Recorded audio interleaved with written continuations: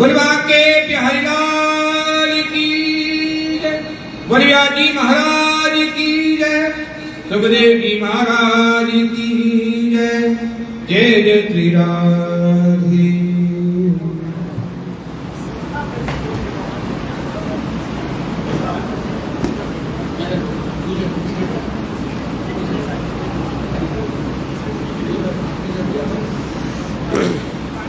भैया प्रवीण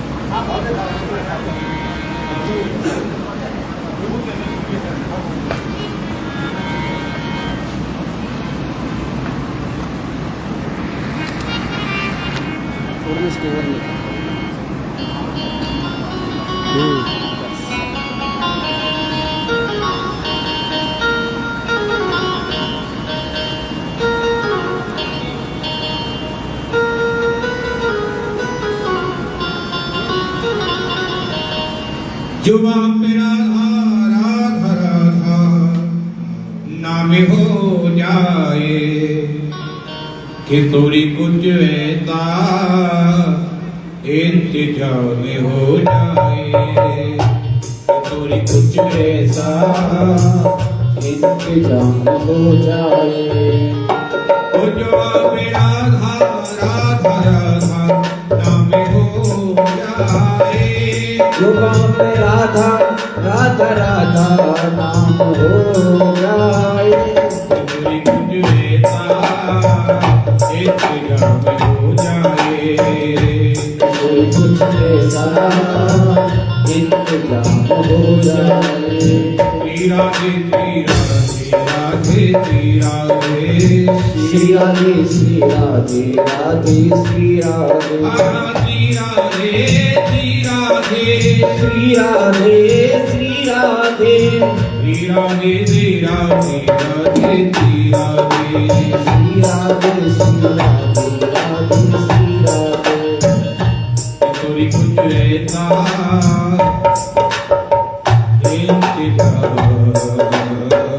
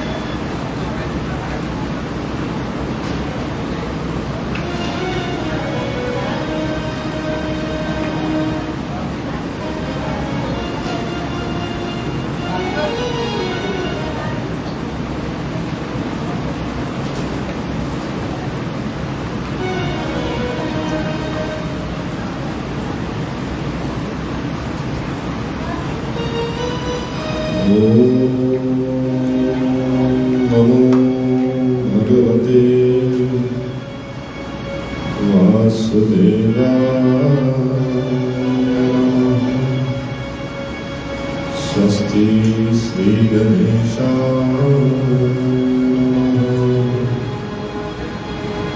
श्री गुरुचरण कमलेभ्यो नमः। श्री मातृपितृचरण कमलेभ्यो नमः। श्री जानकी वल्लभो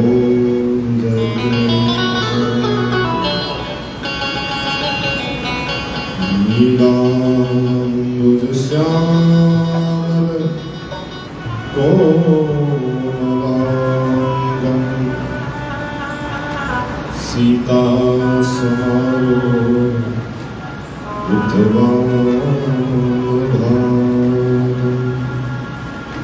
अनु महासायक चारुचापं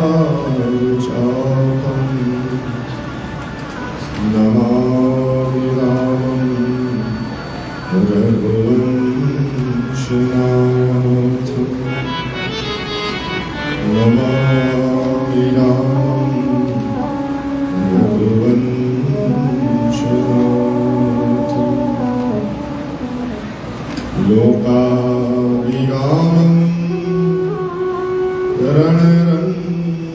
रणरङ्गधीरं राजीवनेत्रं रघुवंशनाथं कारुण्यरूपं करुणाकरन्तं श्रीरामचन्द्रं शरणं प्रपद्ये श्रीरामचन्द्रं शरणं प्रपद्ये कर्पूरगौरं करुणावतारं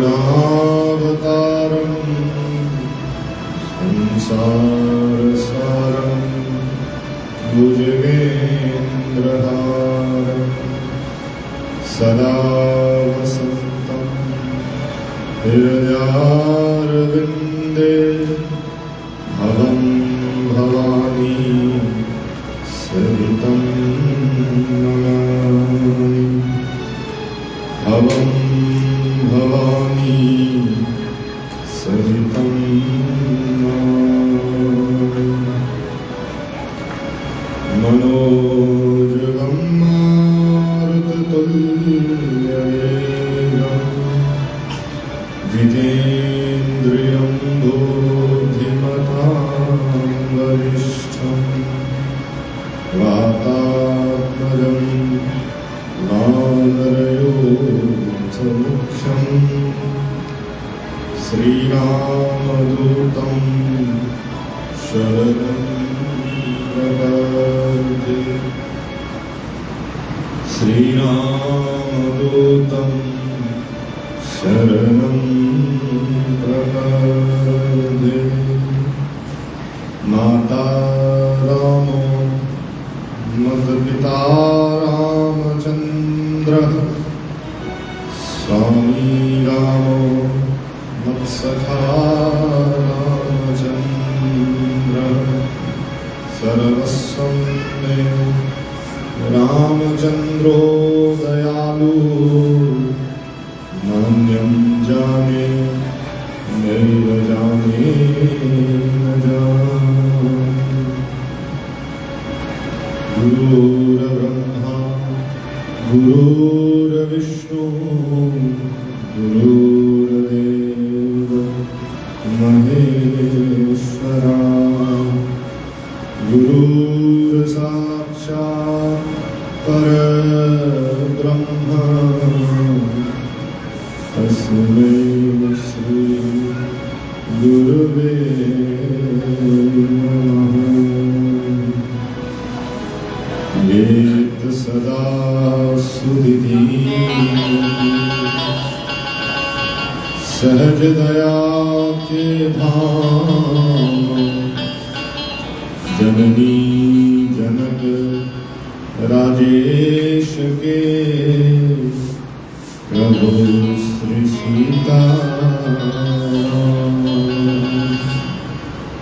श्री राम कथा रस रसिक प्रभु श्री शंभुनाथ हनुमान प्रेम सहित आसन धरहु सुनहु कथा करूँगा प्रेम सहित आसन धरहु सुनहु कथा करूँगा मेरे भावों को कर देना साचो प्रिय मेरे भावों को कर देना साचो प्रिय मेरी वाणी के नाम नाचो प्रिय रस की सागर हो तुम रस की सागर हो तुम अब रसोलाडली फिर भले कुछ भी देना न देना तुझे मेरे चिंतन में आकर बसो लाडली फिर भले कुछ भी देना न देना मुझे फिर भले कुछ भी देना न देना मुझे सिया राममय सब जग जानी करहु प्रणाम जोर जुगतानी करहु प्रणाम जोर जुगतानी बोल सियावर रामचंद्र भगवान की जय उमापति महादेव की जय पवन सुत हनुमान जी महाराज की जय हो श्री राधा गोविंद भगवान की जय हो पूज्यपाद गोस्वामी श्री तुलसीदास जी महाराज की जय हो गंगा मैया की जय हो गौ माता की जय हो भारत माता की जय हो सत्य सनातन धर्म की जय हो जय जय श्री राधे जय जय श्री राधे जय जय श्री श्री राम राधे श्याम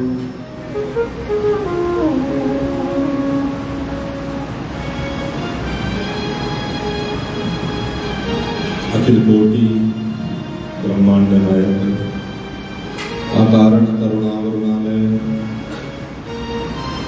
दशरथ नंदन माँ कौशल्या की आंखों के तारे मर्यादा पुरुषोत्तम भगवान श्री राम की सरकार श्री राम प्राण वल्लभा जनक नंदिनी मैथिली विदेहराज तनया माँ जानकी की हेतु की कृपा के फलस्वरूप हम सभी को इस नवदिवसीय श्री रामचरितमानस की कथा का श्रवण करने का अवसर प्राप्त हुआ है। ये नवदिवसीय यात्रा आज अपने 7वें दिवस में प्रवेश कर रही है। श्री रामचरितमानस की सुंदर चौपाइयों का जो अपने मधुर कंठ के द्वारा और अपने मधुर संगीत के द्वारा श्रृंगार कर रहे हैं, ऐसे हमारे संगीत के बंधु और जो अपनी मंत्र साधना के द्वारा और मानस की मूल पाठ के द्वारा इस क्षेत्र के पाप और ताप का शमन कर रहे हैं, ऐसे हमारे श्री आचार्य जी और कथा श्रवण करने के लिए दूर दूर से पधार रहे श्रोतृवृंद एवं भक्तिमती मात्र शक्ति सभी के हृदय आंगन में विराजमान भगवान श्री राधा गोविंद के चरणों में मैं कोटिशाह वंदन करता हूँ।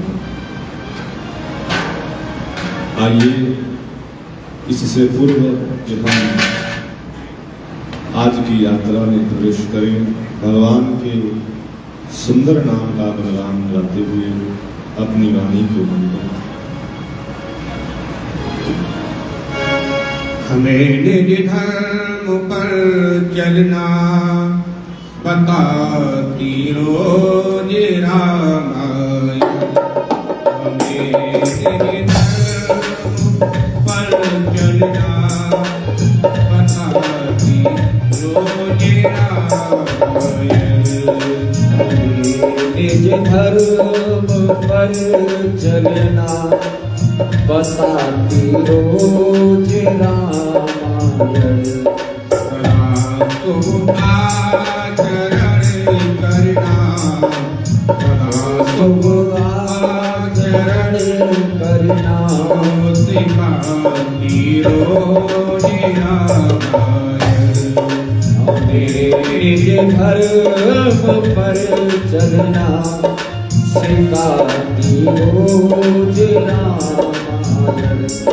जिन्हें संसार सागर से उतर कर पार जाना है। जिन्हें संसार सागर से उतर कर पार जाना है। उतर कर पार जाना है। इन्हें सुख के किनारे पे इन्हें सुख के किनारे पे लगाती रोज रामायण। हमें निज धर्म पर चलना सिखाती रोज रामायण।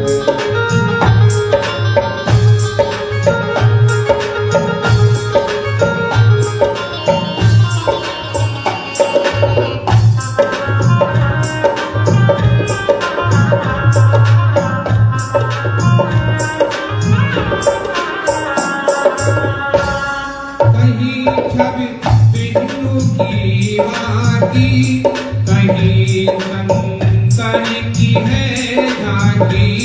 कहीं छवि विष्णु की झांकी, कहीं संतन की है झांकी। कहीं शंकर की है झांकी।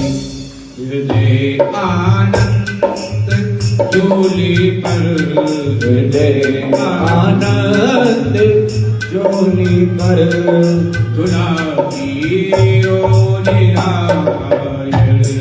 हमें निज धर्म पर चलना सिखाती रोज रामायण। कली अवता की कुंजी में बना मंदिर है हिंदी का। कली कविता की कुंजी में बना मंदिर है देता बना मंदिर हिंदी का। जहाँ प्रभु का है दर्शन, जहाँ प्रभु का दर्शन कराती रोज रामायण। निज धर्म पर चलना सिखाती रोज रामायण। कभी वेदों के सागर में, कभी गीता की गंगा में। कभी वेदों के सागर में, कभी गीता की गंगा में। कभी गीता की गंगा में। कभी कवि बिंदु में मन को, कवि बिंदु में मन को, तो रोज रामायण हमें धर्म पर चलना सिखाई रोज रामायण। हरे राम राम राम हरे हरे, हरे कृष्ण कृष्ण कृष्ण हरे हरे। हरे राम राम राम हरे हरे, हरे कृष्ण कृष्ण कृष्ण हरे हरे। हरे राम राम राम हरे हरे, हरे कृष्ण कृष्ण कृष्ण हरे हरे। हरे राम राम राम हरे हरे, हरे कृष्ण कृष्ण कृष्ण हरे। हरे राम राम हरे हरे। हरे कृष्ण हे राघव हे राघव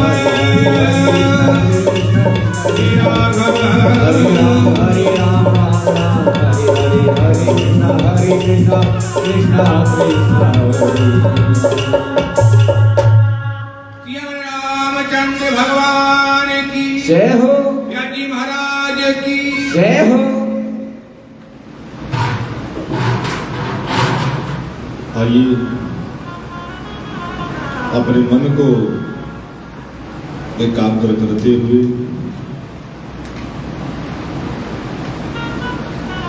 मानस की पावन गंगा में हम सब प्रवेश करें। हमारे संतों ने कहा है कि कथा को केवल कानों तक सीमित ना रखें। अगर कथा केवल कानों तक सीमित रहेगी तो इसका जो फल हमको मिलना चाहिए उस फल से हम चूक जाएंगे। कथा मन तक पहुंचनी चाहिए। भले ही हमने 9 दिन और दोनों सत्र बैठ करके सुने हो, लेकिन वे कथा अगर हमारे मन तक नहीं पहुंची तो वो कथा का जो फल है वो हमको प्राप्त नहीं हुआ। कानों को दोने बना करके कथा के अमृत को हमें पान करना होगा। अगर आप इसका पूर्ण फल चाहते हैं तो कानों को कान बना करके नहीं, कानों को दोने बना करके उसमें मानस रूपी अमृत को भर करके इसे पीने का प्रयास करें। क्योंकि सुनी हुई बात हो सकता है एक कान से सुने और दूसरे कान से निकल जाए, लेकिन जो चीज हम पान कर लेते हैं, जो चीज हम पी लेते हैं, वो पुनः बाहर नहीं आती। तो मानस सुनने से अच्छा है हम मानस को पीना सीखें। केवल यहाँ से सुनकर के अगर मानस चले जाएंगे तो इसका कोई भी फल हमको प्राप्त नहीं हो। जिस तरह के हमारा सर दुख रहा हो, हमारी जेब में गोली हो सर दर्द की रिलीफ या कुछ भी लगा लो, कोई भी गोली हो, हम केवल उसका नाम लेते रहें, भैया रिलीफ रिलीफ रिलीफ, ऐसे उस गोली का नाम लेते रहें तो महाराज वो गोली हमारे ऊपर असर नहीं करेगी। केवल नाम लेने से गोली असर नहीं करेगी। गोली कब असर करेगी? जब वो गोली हमारे भीतर जाए, तब वो अपना असर दिखाएगी और हमारा सर दर्द ठीक होगा। अगर हम कहें कि केवल उस गोली का नाम लेते रहें और हमारा सर दर्द ठीक हो जाए तो ये संभव नहीं है। उसी तरह केवल कानों तक मानस को रखें और केवल कानों तक ही कथा को रखें और यहाँ से सुन करके निकल लें, उसको भीतर ना लेके जाएं, तो ये हमारे ऊपर अपना असर नहीं करें। प्रयास करें, कथा सुने नहीं, कथा को पिए नहीं। कथा से आपको अगर एक शब्द भी मिलता है, देखिए एक शब्द भी कथा का पूरा जीवन बदलने में सामर्थ्य है। यहाँ से हम 9 दिन में हजारों बातें कहेंगे, हजारों बातों को अपने मन में रखना और हजारों बातों को मन में रख करके उनको अपने जीवन में उतारना ये संभव नहीं है। यहाँ से बहुत बहुत बड़ी बड़ी बातें हम सब करते हैं, शायद उन बातों में से हम भी किन्हीं बातों पर अभी चल नहीं रहे हैं। तो हर बात पर चलना तो हमारे बस की बात नहीं है, लेकिन अगर आपने कथा में से एक दो सूत्र भी अपने जीवन में उतार दिए तो वे आपका कल्याण कर देंगे। प्रयास करें, ज्यादा नहीं तो एक दो सूत्र ही कथा से लेकर के जाए। एक बार एक सेठ जी थे जो कभी कथा में नहीं आते थे। उनकी पत्नी धर्मात्मा थी, वो नित्य कथा में जाती थी। एक बार कथा में भगवान राघवेंद्र का प्रागट्य पर्व था। उसने सोचा कि आज तो सेठ जी को साथ में लेके ही जाऊंगी। तो शहर के नामी सेठ थे, बड़े सेठ थे, तो उनको बोला कि आप आज मेरे संग चलिए, दोबारा मैं आपको कभी नहीं कहूंगी, आप चलो मेरे साथ। सेठ जी ने कहा चलो ठीक है, तुम इतना कहती हो तो हम आज चले जाते हैं। और महाराज जब पंडाल में सेठ जी जाने लगे तो जो आयोजक थे उन्होंने व्यास जी को कह दिया कि व्यास जी बहुत बड़े सेठ जी आ रहे हैं, आप इनका स्वागत कर देना जरा थोड़ा सा व्यासपीठ से। तो सेठ जी आए तो व्यास जी ने कहा आइए आइए, बैठिए बैठिए। तो बैठ गए सेठ जी। अब सेठ जी ने ये तो बात सुन ली कि जब हम गए थे तो व्यास जी ने बोला था आइए आइए, बैठिए बैठिए। और जैसे ही महाराज कथा शुरू हुई सेठ जी को नींद आ गई। अब सेठ जी सोए रहे 3 घंटे। 3 घंटे के बाद जैसे ही जयकारा लगा और आरती आरंभ होने लगी, लोगों ने कहा सेठ जी उठो, आरती होने लगी है। सेठ जी उठ करके जाने लगे तो व्यास जी ने कहा जा रहे हैं, प्रसाद को लेके जाइए। अब 3 सूत्र सेठ जी ने केवल सुने थे कथा, बाद में तो सो ही गए थे। आइए आइए, बैठिए बैठिए, और जा रहे हैं प्रसाद लेके जाइए। अब सेठ जी घर में आए और सेठानी को बोले बस यही कथा होती है वहां, आइए आइए, बैठिए बैठिए, जा रहे हैं प्रसाद लेकर के जाइए, बस यही कथा सुनने जाती हो 8-9 दिन से। तो सेठानी ने कहा कि सेठ जी कथा तो बहुत होती है, लेकिन आपने केवल इन 3 शब्दों को पकड़ा है। तो महाराज अब तो सेठ जी मजाक करते रोज सेठानी को, आइए आइए, बैठिए बैठिए, जा रहे हैं प्रसाद लेकर के जाइए। तो महाराज मजाक करते रहते सेठ जी, और उनकी आदत हो गई है, 3 शब्द उनके मुंह पर चढ़ गए महाराज। अब तो सोते हैं तो सोते सोते भी कहते रहते हैं आइए आइए, बैठिए बैठिए, जा रहे हैं प्रसाद लेकर के जाइए। तो एक दिन उनके घर में चोर घुस गए महाराज। चोर घुस गए और उनकी आदत थी कि वो सोते सोते ये शब्द बोलते रहते थे। अब जैसे ही चोर घुसे तो सेठ जी कहने लगे आइए आइए। उन्होंने सोचा कि सेठ जाग रहे हैं, इसीलिए कह रहे हैं आइए आइए। तो सेठ जी तो अपना स्वभाव से कह रहे थे आइए आइए, बैठिए। अब तो महाराज वो वापिस मुड़ने लगा, भागने लगा कि सेठ जी तो जाग रहे हैं, कहीं मैं पकड़ा गया। तो जब वो भागने लगा तो महाराज सेठ जी कहते जा रहे हैं प्रसाद को लेकर के जाइए। अब तो महाराज उसने सोचा कि कल तो हम सीधा जेल के अंदर होंगे। सेठ जी ने पहचान लिया हमको। सुबह 4 बजे और सेठ जी के घर में आ गया वो चोर। सेठ जी के पैरों में पड़ गया, सेठ जी मैंने अभी चोरी कुछ नहीं किया है, मैंने आपकी एक ईंट भी नहीं चुराई है, अभी तो मैं आया ही था चुराने। उसी समय आप जाग गए और आपने बोला आइए आइए। मेरी तो मेहनत ही सारी बेकार गई, मैंने तो आपकी दीवार अभी तोड़ी ही थी, अभी तो मैं घर में घुसने ही लगा था। अरे सेठ जी मेरी एक ही आपके आगे निवेदन है कि आप पुलिस को मत बताना, जो आपकी दीवार मैंने तोड़ी है वो भी मैं बना दूंगा, लेकिन आप पुलिस को मत बताना। सेठ जी ने कहा क्या कह रहे हो, मुझे तो पता नहीं है। बोले सेठ जी रात में मैं चोरी करने आया था और आप कह रहे थे आइए आइए, बैठिए बैठिए, आपको याद नहीं है? तो महाराज सेठ जी को वहां से सूत्र मिल गया कि मैंने कथा से केवल 3 शब्द वो भी ऐसे ही लिए थे, और आज मेरे घर में चोरी होने से बच गई। अगर मैंने सच में कथा को जीवन में उतारा होता तो न जाने हमारे जीवन के जो ये काम, क्रोध, लोभ आदि चोर हैं, इनसे मेरा जीवन बच जाता। कथा में आए हैं तो कथा से कुछ सूत्र लेकर के घर में जाना, तो आपका जीवन बदल जाएगा। कल हम सब श्रवण कर रहे थे भगवान राघवेंद्र सरकार के सुंदर जन्म की कथा। महादेव देवी पार्वती को सुना रहे थे और हम रात्रि की सभा में बहुत आनंद से हमने भगवान राघवेंद्र के जन्मोत्सव को मनाया। अब गोस्वामी जी वर्णन करते हैं,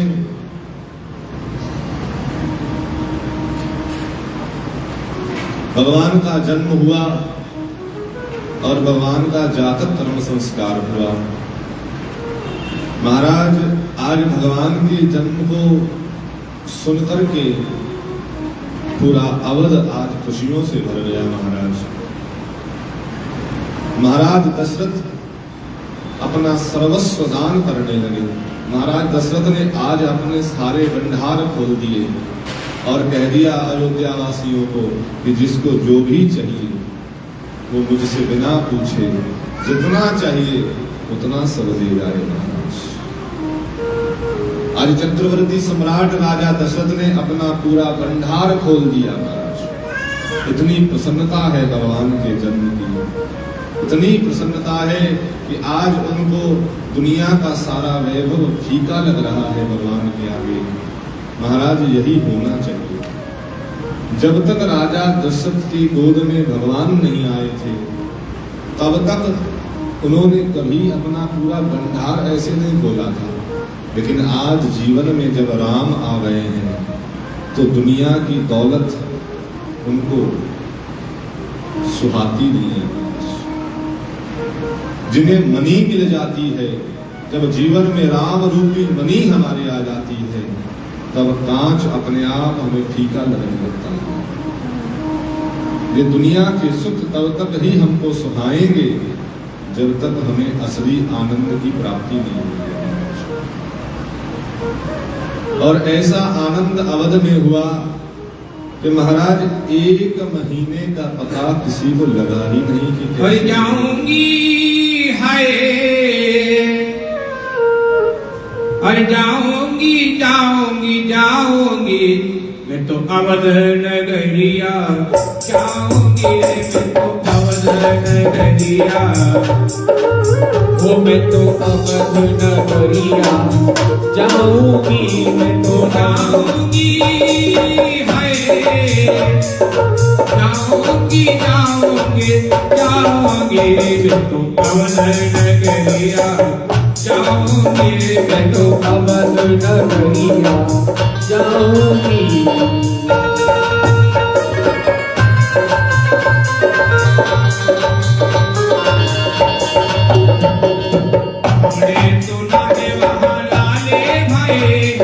हमने सुना है वहाँ लाल भये, हमने सुना है वहाँ लाला भये, हमने सुना है वहाँ लाला भये, ओ लाला भये निराले भये, ओ लाल भये निराले भये, ओ तर्पण करके आओगे मैं तो अवध नगरिया, जाऊंगी मैं तो अवध नगरिया जाऊंगी।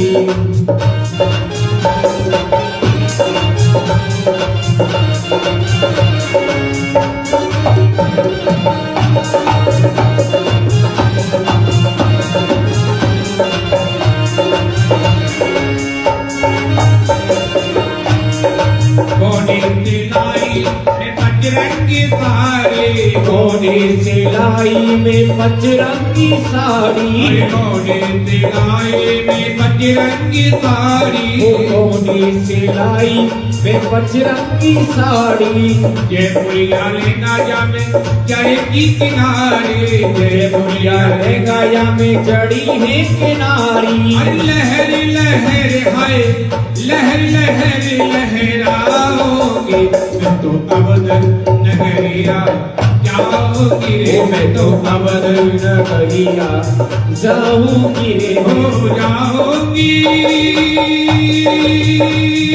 हाय जाऊंगी जाऊंगी जाऊंगी मैं तो अवध नगरिया जाऊंगी रे, मैं तो अवध नगरिया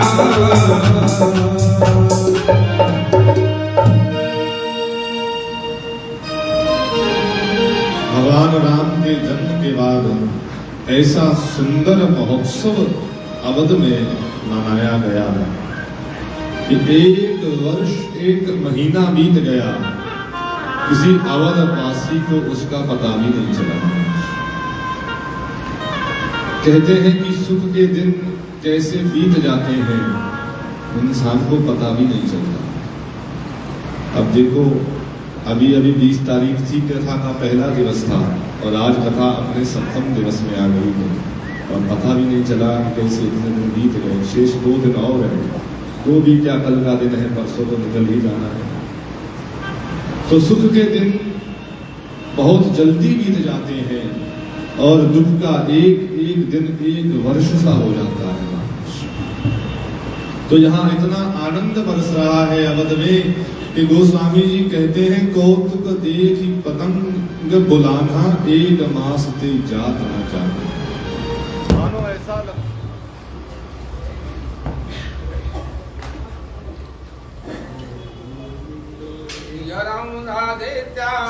हरि हरि बोल, ये सब माधवी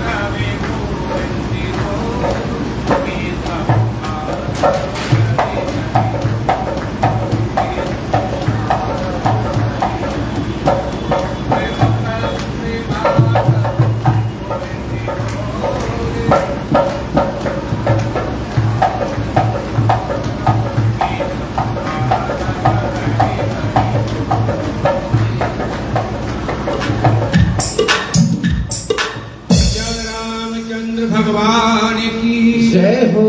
गोस्वामी जी लिखते हैं, मास दिवस कर दिवस भाव, मरम न जाने कोई, रथ समेत रब था क्यों, नेता कवच विद होय।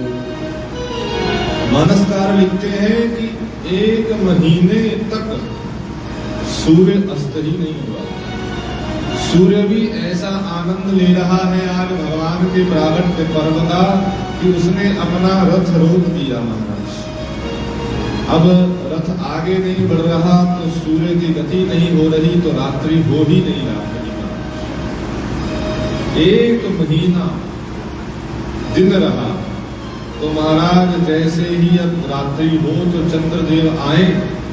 चंद्रदेव भगवान की शरण में गए कि प्रभु आपके जन्म का आनंद तो सूर्य 1 महीने से उठा रहे हैं, लेकिन मैंने अभी तक आपके दर्शन नहीं किए।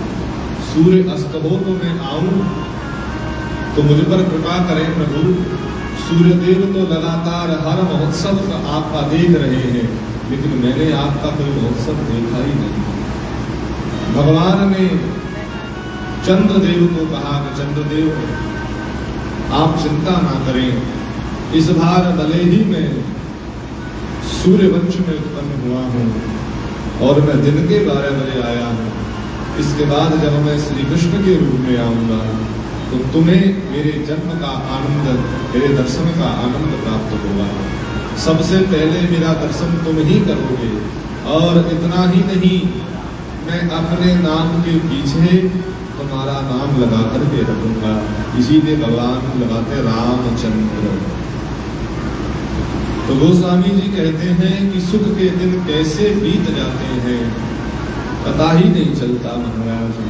एक महीना बीत गया, और महाराज जैसे ही भगवान के दरबार में लोगों की भीड़ थोड़ी कम होने लगी, महादेव जी ने अवसर पाया और आज महादेव भगवान के दर्शन करने के लिए जा रहे हैं।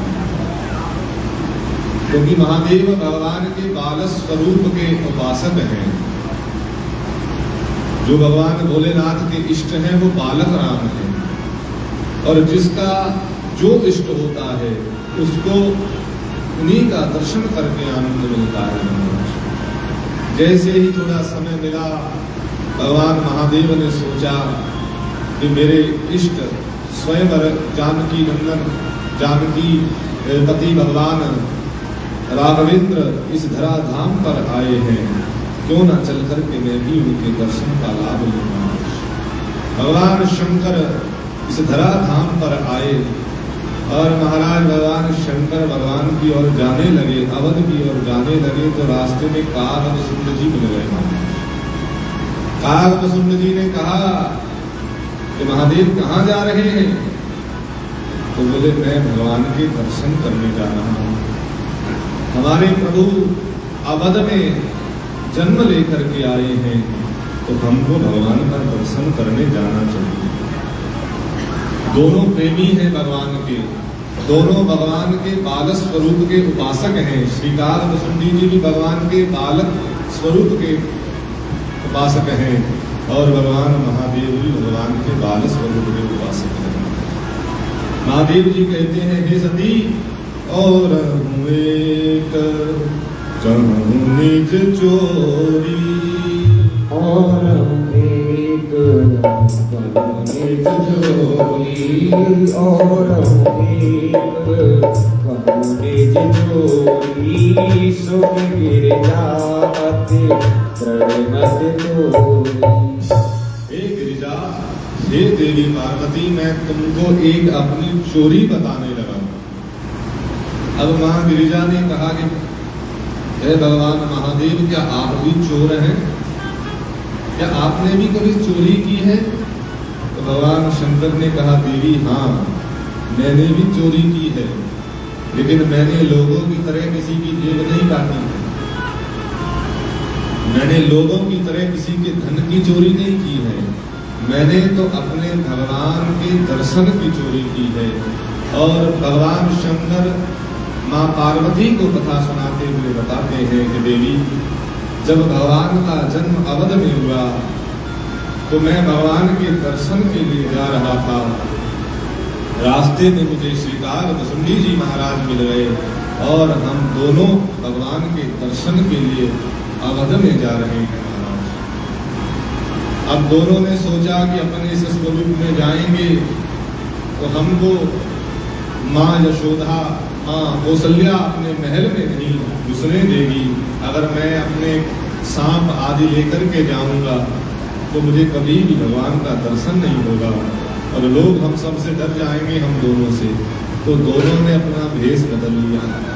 भगवान शंकर बन गए ज्योतिषी, और जो कागभूषुंड जी थे वो उनके शिष्य बन गए।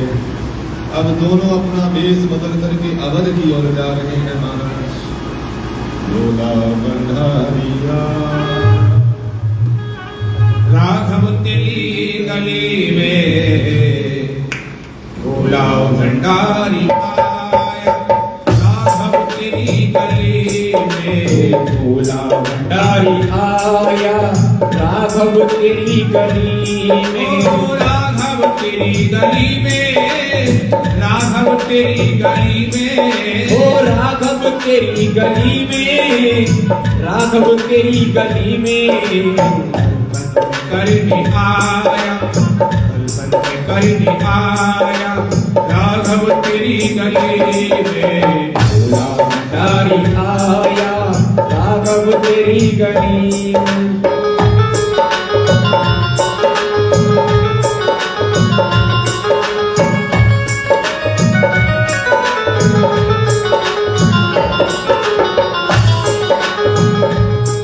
अरे हमने सुना है राघव तुम तो दयानिधि हो, ओ हमने सुना है राघव तुम तो दयानिधि हो, निधि हो। हमने सुना है राघव तुम तो दयानिधि हो, हमने सुना है राघव तुम तो दयानिधि हो। करने आया, तरसा लेके आया, राघव तेरी गली में, भंडारी आया, राघव तेरी गली में, ओ राघव तेरी गली में, राघव तेरी गली में, ओ राघव तेरी गली में, राघव तेरी गली में भंडारी आया, राघव तेरी गली में, भंडारी आया, राघव तेरी हो रजत वाले नाम तेरे बोली वाले नाम, हो दीदारे हो तो मानो, स्वीकारे हो तो जानो, ओ दीदार हो तो जानो, स्वीकार हो तो मानो, ओ दीदारे हो तो जानो, स्वीकारे हो तो मानो। ओ दीदार हो तो जानो, स्वीकार हो तो मानो, विश्वास मुझे बुलाया, विश्वास मुझे बुलाया, राघव तेरी गली में भंडारी आया, राघव तेरी गली में, भंडारी आया। बोल भोले बाबा की जय हो। भगवान शंकर श्री काकभुसुंडी जी महाराज को साथ में लेकर के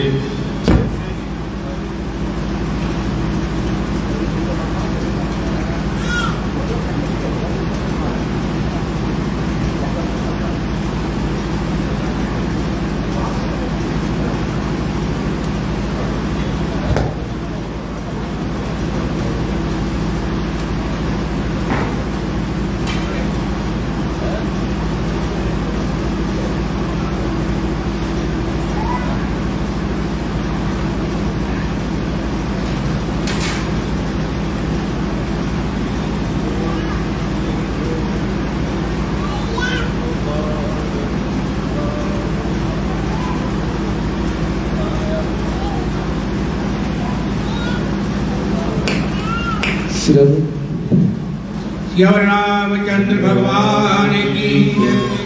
तो महाराज श्री काकभुसुंडी जी महाराज के साथ भगवान विश्वनाथ जैसे ही अवध में पहुंचे तो क्या देखते हैं कि अवध में तो राजा दशरथ के दरबार में इतनी भीड़ है कि महाराज लोग दूर दूर तक लाइनें लगा करके खड़े हैं राघव के दर्शन के लिए।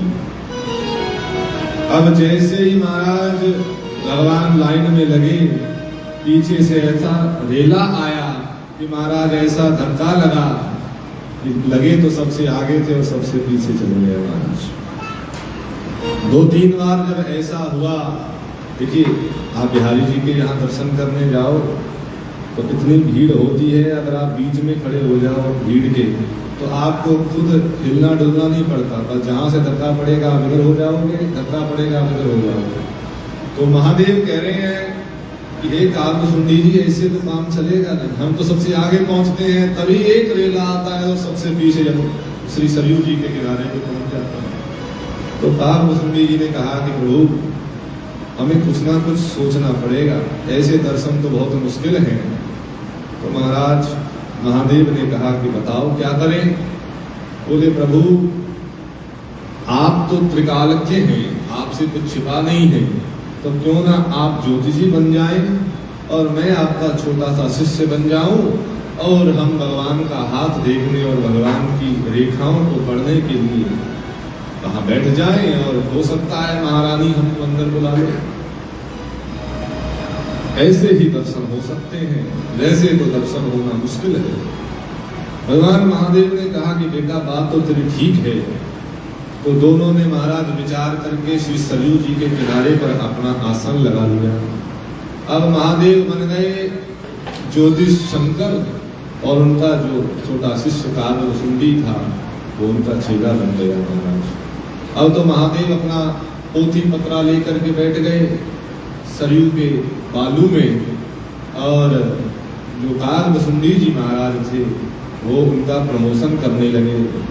अब जैसे ही कोई स्नान करने आती है देवी, उसे कहते हैं देखो बहुत बड़े ज्योतिषी आए हैं, त्रिकालज्ञ हैं, तीनों कालों को जानने वाले हैं, तुम भी अपना हाथ दिखा लो, सब सत्य बताते हैं। अब माताओं में ये चीज ज्यादा होती है, भाई लोग तो कम फंसते हैं इस चक्करों में, लेकिन माताएं ज्यादा फंसती हैं। अब महाराज भगवान शंकर तो त्रिकालज्ञ हैं, लेकिन आजकल के ज्योतिषियों के पास कुछ ऐसे ट्रिक होते हैं, कुछ ऐसी बातें होती हैं कि इंसान कहता है बिल्कुल सच कह रहे हो। कुछ ऐसे 3-4 सेंटेंस उनको याद होते हैं। वो कहते हैं अरे भैया तुम्हारा हाथ दे करके कहते हैं तुम्हारे घर में पैसा आता तो बहुत है और टिकता नहीं। हम कहते हैं महाराज जी सही है, तो भैया किसी के में टिकता क्या बात, तुम सबका भला चाहते हो लेकिन तुम्हारा कोई भला नहीं चाहता। हम कहते हैं अरे तो तुम कुछ सच्चे हैं। ये उनके ट्रिक हैं 2-4 जो हम सच मान लेते हैं। तुम तो कभी किसी का बुरा नहीं चाहते, लेकिन तुम्हारा हर व्यक्ति बुरा चाहता है। हम कहते हैं अरे महाराज जी बहुत सच्चे, तो हम फंस जाते हैं। लेकिन भगवान शंकर में ये बात लागू नहीं होती। भगवान शंकर तो त्रिकालज्ञ हैं, और महाराज अब तो अवध में जो भी स्नान करने सरयू जी के तट पर आता, और वसुंडी जी उसको कहते अरे मैया जरा हाथ दिखा लो अपना, बहुत दूर से ज्योतिषी आए हैं। अब एक रात मैया गई, भगवान शंकर ने सब सच सच बता दिया। उसके पास्ट में क्या हुआ था, उसके फ्यूचर में क्या होगा, उसके प्रेजेंट में क्या चल रहा है, तीनों कालों को भगवान ने बता दिया। तो महाराज अब तो पूरे अवध में हल्ला हो गया कि बहुत एक सिद्ध योगी आया है, एक सिद्ध ज्योतिषी आया है। बात घूमती घूमती सीधा राजा दशरथ के महल तक पहुंच गई। महाराज एक दासी ने कहा मैया हमारे 4 छोटे छोटे लाला हैं, तो एक बहुत बड़ा योगी आया है, बहुत बड़ा ज्योतिषी आया है, क्यों ना हम उसको बुला करके अपने राघव के रेखाओं को दिखाएं कि हमारे राघव के भाग्य में क्या लिखा है। भैया ने कहा कि ये सब ऐसे ही होते हैं, इनकी बातों पर विश्वास नहीं करना चाहिए। बोले नहीं भैया ऐसे वैसे नहीं है, मैं खुद पूछ करके आई हूँ, तीनों कालों को जानने वाले हैं, और उनके साथ एक छोटा सा बालक है, छोटा सा शिष्य है, दोनों बहुत सिद्ध पुरुष लगते हैं, तो तुम अगर कहो तो मैं उनको बुला रहा हूँ। अब तो महाराज दोनों बैठे थे और लोगों की लाइन लगी हुई थी, दोनों देख रहे थे पत्री।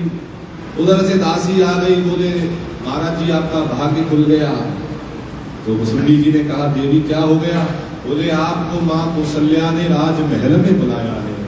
जैसे ही सुना भगवान शंकर ने कि माँ कौशल्या ने हमको राजमहल में बुलाया है, तुरंत वसुंडी जी को कहा वसुंडी बेटा अपना बोरी बिस्तरा उठाओ और चलो चलते हैं। अब तो महाराज लोगों की लाइन लगी, सब कह रहे हैं महाराज हमारा तो बता के जाओ। बोले अब इस बाद में बताएंगे, हम जिस काम के लिए आए हैं वो काम हमारा पूर्ण हो गया। हम तो अपने राम के लिए योगी बने हैं, आज राम का दर्शन हमारे को हो जाएगा, बस हमारा योग सिद्ध हो जाएगा। अब दोनों लोग आए दशरथ जी के द्वार पर। दासी ने कहा कि भैया ने तो एक को ही अनुमति दी है अंदर आने, तुम दोनों नहीं जा सकते। तुम में से जो ज्योतिषी हो, जो सब बताता हो वो चला जाए, दूसरा यहाँ बैठे। अब तो महाराज दोनों एक दूसरे के मुख को देखने लगे कि आए तो दोनों ही दर्शन करने हैं, अब कौन जाए और कौन नहीं जाए। तो भगवान शंकर ने कहा ठीक है भैया हम चले जाते हैं, क्योंकि हम देखते हैं सब ये बच्चा है ये क्या करेगा अंदर जा करके, इसे आप इधर चाय पानी दे दो, इधर बैठ जाए। वसुंधी जी ने कहा वाह महादेव वाह, हमने तो आपको सारा बताया कि ऐसे ऐसे करना चाहिए, और हमें ही बाहर बिठा रहे हो, हम यहाँ चाय पीने आए हैं। अगर मुझे अंदर नहीं लेके गए तो मैं आपका सारा गोदी पत्रा खोल दूंगा, मैं बता दूंगा कि आप ज्योतिषी वोतिषी नहीं, आप तो भगवान शंकर हैं। महादेव ने बाजू पकड़ी कर, अरे तुम्हारा करता हूँ कुछ ना कुछ जुगाड़, कुछ चुप रह जरा। तो महाराज महादेव आए कि दासियों ऐसा है कि मेरी अब नजर थोड़ी कमजोर हो गई है और चश्मा मैं घर में भूल आया हूँ, तो मुझे से रेखा देखी नहीं जाएगी, इसलिए ये बच्चे को साथ में ले जाना जरूरी है। ये रेखा देखेगा तो फ्री में बताऊंगा कुछ ना कुछ। उसने कहा ठीक है, फिर ऐसे करो, बच्चा चले जाए, आप बाहर बैठ जाओ। अब तो कुसुंडी जी ने कहा ये बात ठीक है। बोले महादेव आप क्या करोगे, आपको दिखता तो कुछ है नहीं, नजर आपकी कमजोर है, बाहर बैठो। महादेव ने कहा अरे ये तो अब मेरे भी उल्टा पड़ गया। तो महादेव ने कहा दासी ऐसा नहीं है, बच्चा देखेगा रेखाएं और उसका फल तो मैं ही बताऊंगा। अभी बच्चे को क्या पता किस रेखा का क्या फल है, फल मुझे बताना है, रेखा इसने देखनी है। तो बोले ठीक है, बच्चा रेखा देख आएगा, आप फल बता देना बाद में।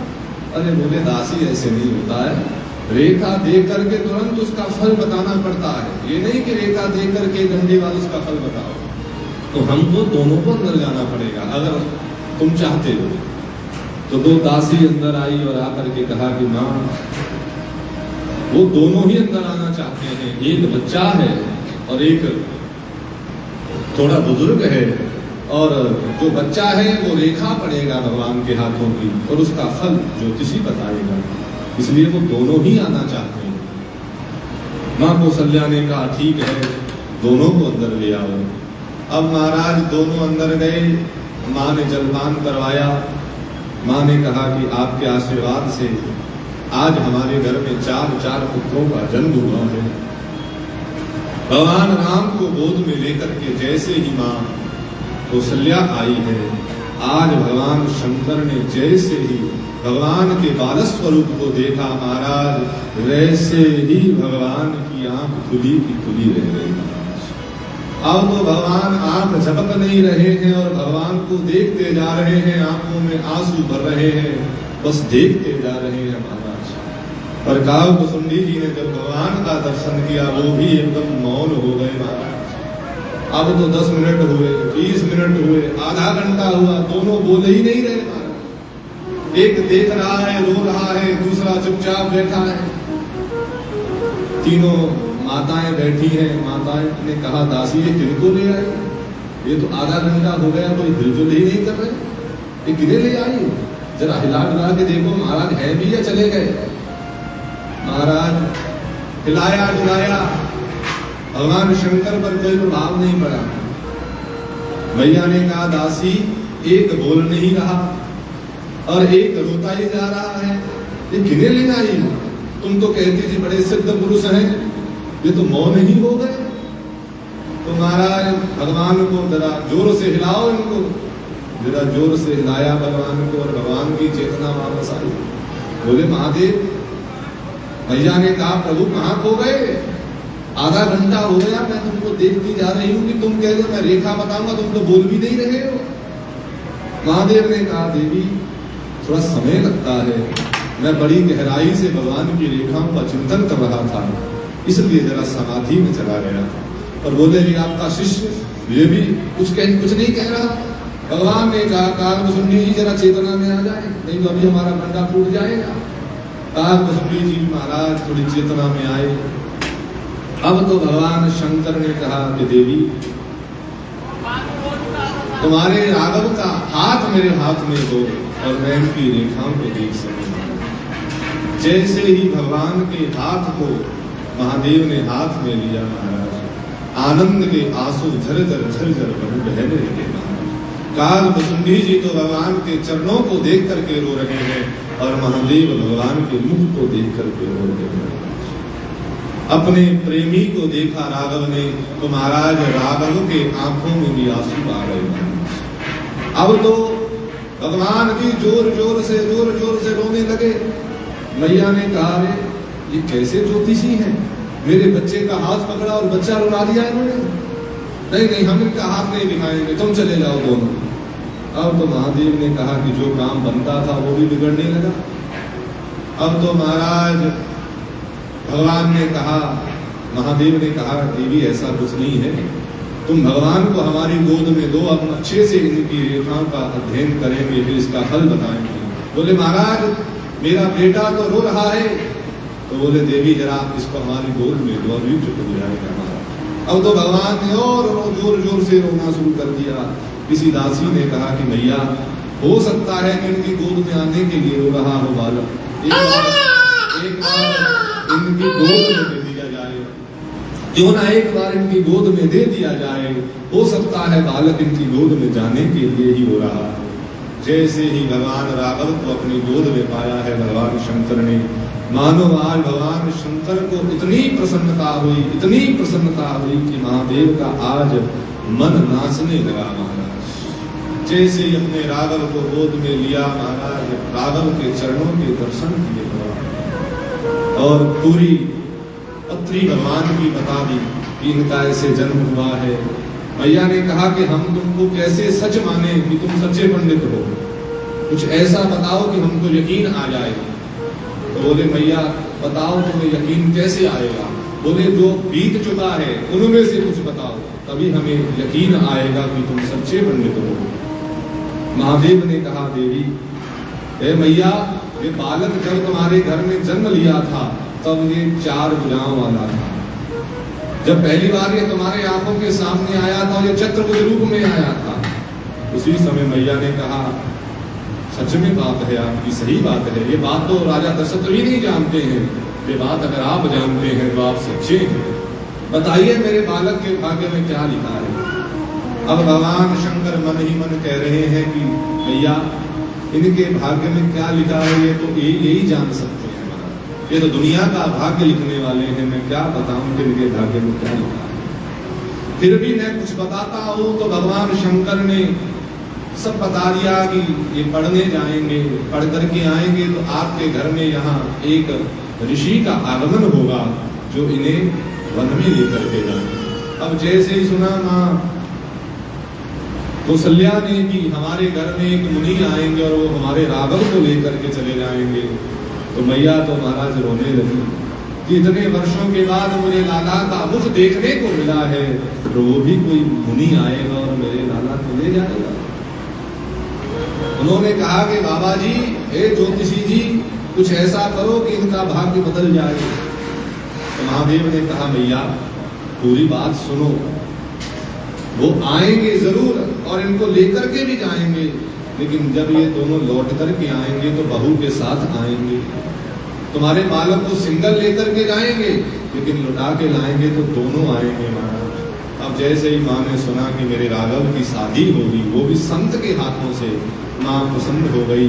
माँ ने महाराज कहा दासियों जा करके सोने की मोहरें लेकर के आओ और इन दोनों ज्योतिषियों को महाराज जितना इनका मन हो उतना दे दो। भगवान ने हाथ जोड़ लिए महादेव ने कि देवी मैया मैंने आज क्या नहीं पाया है, मैं इन मोहरों के लिए और इन खजाने के लिए यहाँ नहीं आया हूँ, मैं तो तुम्हारे बालक के दर्शन करने के लिए आया हूँ। अब जैसे ही महाराज कहा कि आगे बताओ शादी के बाद क्या होगा, भगवान शंकर आगे बताने ही लगे थे कि आगे जब ये शादी होकर के घर आएंगे उसके बाद मंथरा कैकेयी को पढ़ाएगी। ऐसा भी कहने ही लगे थे कि भगवान महादेव की गोद में थे। भगवान ने अपना छोटा सा हाथ ऊपर किया और महादेव की दाढ़ी को पकड़ करके खींच लिया कि महादेव बस यहीं तक रहे, इससे आगे अभी मैया को नहीं बताना है। अगर मैया को आज ही ये बात पता चल गई कि मैं 14 वर्ष के लिए वन में जाऊंगा तो मेरी माँ तो आज ही रो रो करके महाराज मूर्छित हो जाएगी, बस यहीं तक बताना। भगवान ने दाढ़ी को खींच लिया, महाराज यहीं चुप रह जाओ। अब माँ कौशल्या ने कहा कि प्रभु आप चुप हो गए, बताइए आगे क्या होगा, कौन सा ऐसा ग्रह है जो मेरे राघव के जीवन में थोड़ा बंधन कर रहा है। तो महादेव ने कहा देवी ऐसा कुछ नहीं है, वो तो ऐसे ही थोड़ा बहुत कुछ है, उसका उपाय हो जाएगा। बोले नहीं महादेव नहीं, ज्योतिषी जी आप बताएं कि क्या है, विस्तार से बताएं। क्योंकि आप सर्वज्ञ हैं, आप तीनों कालों के ज्ञाता हैं। इसका कोई उपाय है तो बताएं कि मेरे बालक के जीवन में अगर कोई संकट आएगा तो उसका उपाय करें। तो महाराज भगवान शंकर ने कहा देवी उसका एक उपाय है। बोले क्या? बोले आप मेरे सर पर एक ऐसा चक्र है जिस पर अगर तुम्हारे बालक के चरण पड़ जाएंगे तो उसके जितने भी बुरे ग्रह हैं वे सब नष्ट हो जाएंगे। अब तो महाराज माँ यशोदा माँ कौशल्या ने कहा कि मैं अपने बालक का चरण आपके सर पर कैसे रख सकती हूँ? आप तो ज्योतिषी हैं, आप तो विद्वान हैं, हमें पाप लगेगा। लेकिन भगवान शंकर ने कहा देवी पाप की कोई बात नहीं है, मेरे सर पर यह प्रभाव है, ऐसा चक्र है कि अगर तुम्हारे बालक का पांव मेरे सर पर पड़ जाएगा तो उसके जितने भी बुरे ग्रह हैं वे सब ठीक हो जाएंगे। देवी चिंता मत करो, संकोच छोड़ करके अपने बालक के चरण मेरे सर पर रख दो। अब जैसे ही भगवान शंकर की बात को माना, माँ कौशल्या ने अपने राघव के चरणों को भगवान के सर पर प्रदान किया। अब तो महादेव गदगद होकर के नाचने लगे कि आज तो मेरे राघव के चरण मेरे सर पर रखे। काल बसुंदी जी महाराज भगवान के चरणों को पकड़ करके रो रहे हैं। भगवान ने कहा महादेव आपने बहुत चतुराई दिखाई है, चतुराई दिखा करके आपने अपने चरणों को मेरे सर पर कसवा दिया। महाराज आपने बहुत चतुराई दिखाई है महादेव, आपको चाहिए नहीं था मैं अपने स्वामी के चरण तो अपने सर पर रखता, लेकिन मेरे स्वामी ने आज अपने सर पर मेरे चरण रखवा दिए। महादेव ने कहा प्रभु मैं तो आपका दास हूँ, आप मेरे स्वामी हैं और मैं तो आपके चरणों का जन्म जन्म का दास हूँ। मेरी समाधि लगती है तो आपके नाम से लगती है, मेरी समाधि खुलती है तो आपके नाम से खुलती है। आपने मुझ पर इतनी कृपा की है जो मुझे अपना दर्शन दिखा दिया। भगवान शंकर काकभुसुंडी जी के साथ भगवान का दर्शन पा करके लौटे हैं। तो मुझे चरणों से लगा लो मेरे राम धनुष वाले, मुझे चरणों से लगा लो मेरे राघव धनुष वाले, मुझे चरणों से लगा लो मेरे राम धनुष वाले। मेरी सांस सांस पे तेरा, ओ मेरी सांस सांस पे तेरा, ओ मेरी सांस सांस पे तेरा, ओ मेरी सांस सांस पे तेरा। है राम राघव प्यारे, मुझे चरणों से लगा लो मेरे राम राघव प्यारे, ओ मुझे चरणों से लगा लो हे राम राघव प्यारे। भगतों की तूने प्यारे पिता के भाई, भगतों की तूने प्यारे बिगला हटाई। भगतों की तूने प्यारे बिगड़ी बनाई, भगतों की तूने प्यारे बिगड़ी बनाई। अरे मेरी बात थामो ओ मेरे प्यारे, मेरी बात थामो ओ मेरे प्यारे। और बिगड़े बनाए तूने, ओ बिगड़े बनाए तुमने हर काम राघव प्यारे, मुझे चरणों से लगा लो मेरे राघव प्यारे, मुझे चरणों से लगा लो मेरे राघव प्यारे। तो स्वामी जी वर्णन करते हैं कि बड़े आनंद से कुछ दिन व्यतीत हुए और उसके बाद कौन सा दिन आया तो मानस का वर्णन करते हैं। नाम करण कर अवसर जा, नाम करण कर अवसर जानी, भूप बोले मठ ये मोने जानी। भगवान के नामकरण का शुभ अवसर आया। देखिए हमारे यहाँ 16 संस्कार हैं बच्चे के, गर्भाधान से लेकर के अंतिम संस्कार तक 16 हमारे यहाँ संस्कार हैं जो आज हम भूलते जा रहे हैं। महाराज आज 16 संस्कारों के नाम नहीं कोई जानता और संस्कारों को क्या जानेगा। आज तो केवल 2 संस्कार ही रह गए हैं जो अभी चल रहे हैं विधि विधान से। उनकी विधि भी कुछ ऐसी ही रह गई है। एक तो विवाह संस्कार, वो भी अब धीरे धीरे अलोप होता जा रहा है। लोग अपनी मर्जी से शादी विवाह करने लगे हैं। जो हमारे शास्त्रों की विधि थी उनको हम भूलते जा रहे हैं, उनको हम छोड़ते जा रहे हैं। और दूसरा संस्कार है अंतिम संस्कार। आगे चलते इसका भी यही होगा हाल। तो महाराज 16 संस्कार हमारे यहाँ हिंदू धर्म में बताए गए हैं, जो हमारे शरीर की शुद्धि के लिए बहुत आवश्यक है। कहते हैं कि जन्मना जायते शूद्र, जन्म से हर व्यक्ति शूद्र होता है। जन्म से कोई भी ब्राह्मण नहीं होता है, जन्म से कोई क्षत्रिय नहीं होता है।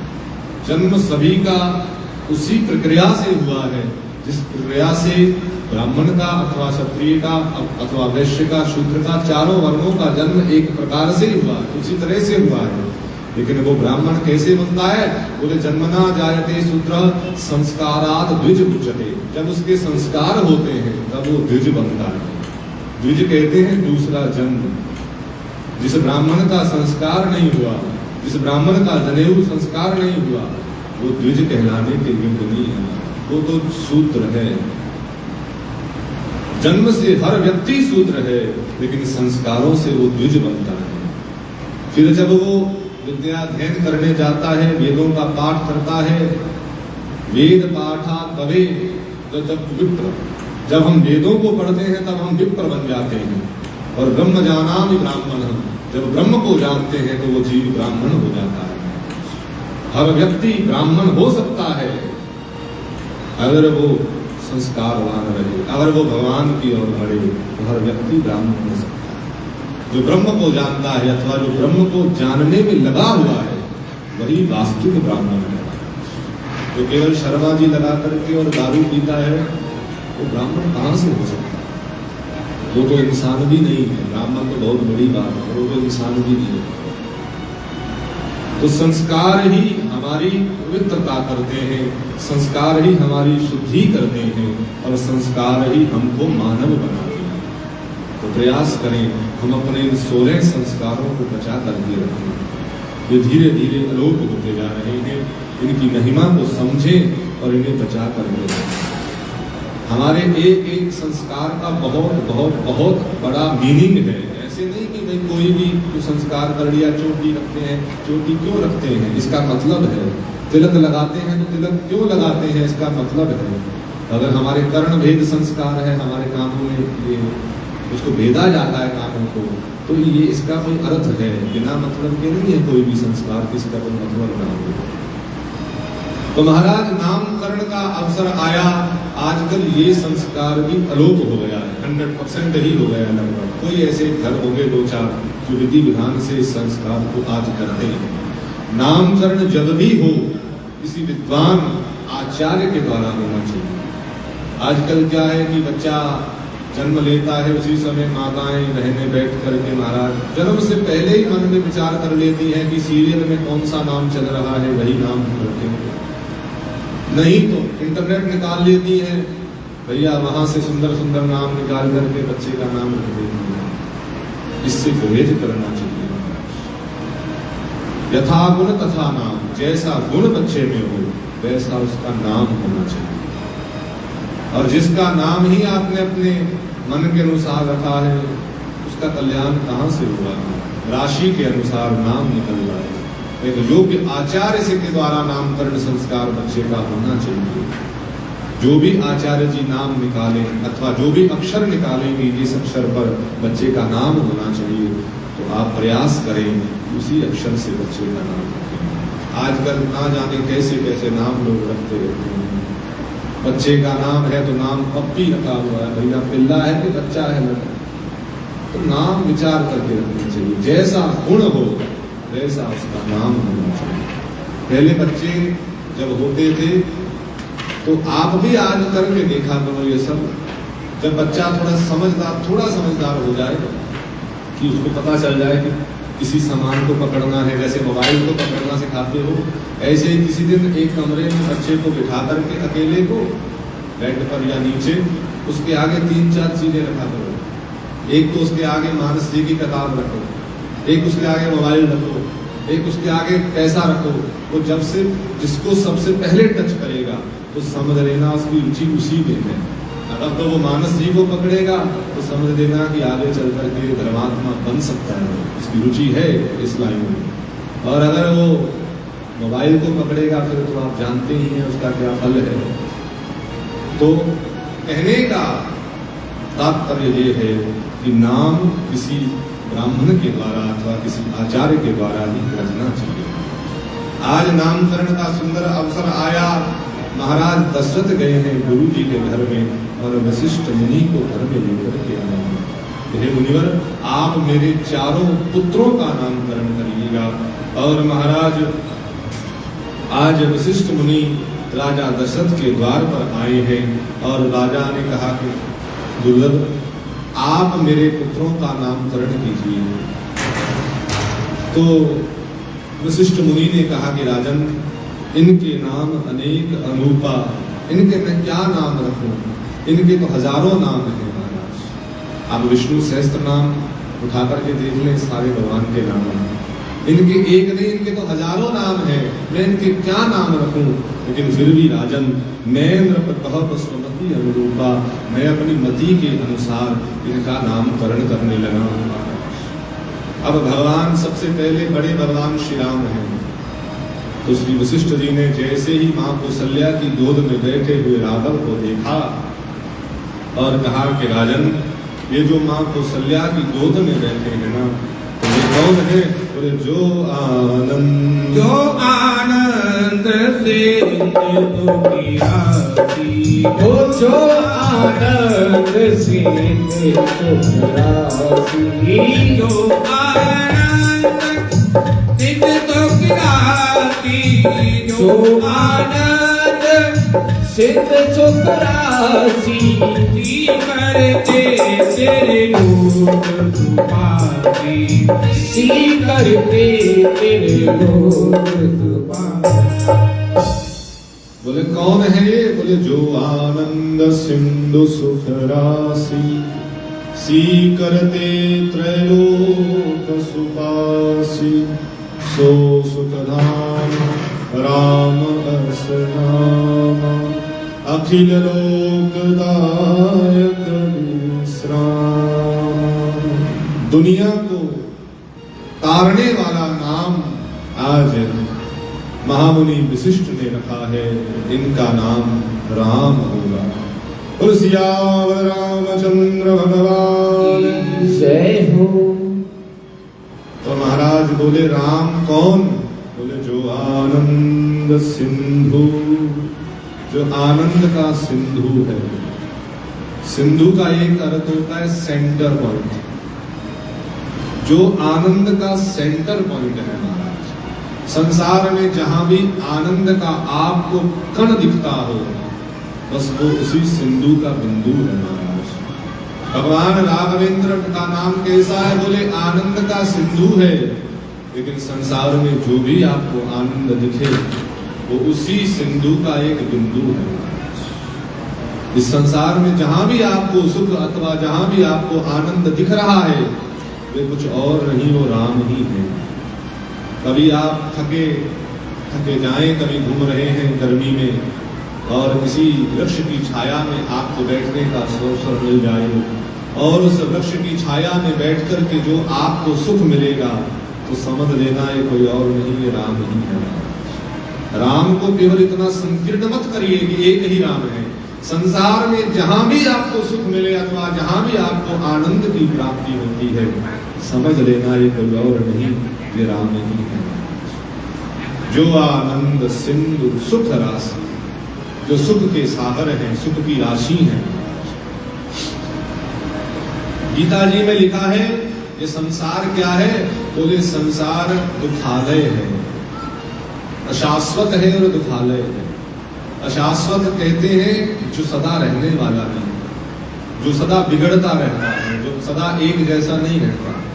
और दुखालय, जैसे आपको भोजन करना हो तो आप भोजनालय में जाएंगे कि विद्यालय में जाएंगे? भैया बोला करो, भोजन पाना हो तो कहाँ जाएंगे? विद्यालय में कि भोजनालय में? भोजनालय। तो जहाँ भोजन मिलता है उसको भोजनालय कहते हैं, जहाँ शिक्षा मिलती है उसको विद्यालय कहते हैं, जहाँ मेडिसिन मिलती है उसको औषधालय कहते हैं। उसी प्रकार जहाँ दुख ही दुख मिले उसी को दुखालय कहते हैं। इस संसार में दुख के अलावा कुछ भी नहीं है, लेकिन जो हमको सुख कुछ प्रतीत हो रहा है वो उस राम के एक बिंदु के कारण ही हो रहा है, वरना इस संसार में सुख है नहीं, बस वो राम का एक बिंदु ही इस संसार में गिर गया है। इसीलिए हमें ये संसार सुखालय लग रहा है, वरना यहाँ दुख ही दुख है। सुख तो केवल राम के नाम में है। सीताराम सीताराम सीताराम कहिए, सीताराम सीताराम सीताराम कहिए। चाहे वेद राखे राम तारे वेद रहिए, जय वेद राखे राम ताई वेद रहिए। सीताराम सीताराम सीताराम कहिए, सीताराम सीताराम सीताराम कहिए।